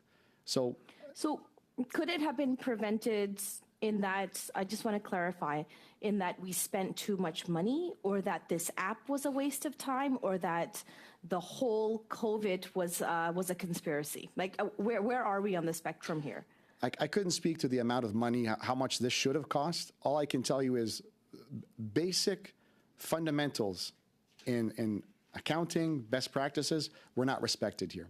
So at the end of the day, had our members been allowed to do their jobs, all this wouldn't have happened. And do you think that Mr. Trudeau was the reason why your members were not able to have their due diligence done on this app? I don't know who's accountable. I don't know. There's not enough evidence to suggest. Again, we would normally follow the paper trails, but unfortunately there are no paper trails. And that is the time. Thank you very much, Mr. Deschamps, for coming in today and for staying a little bit late. I am now out of resources. This meeting is adjourned.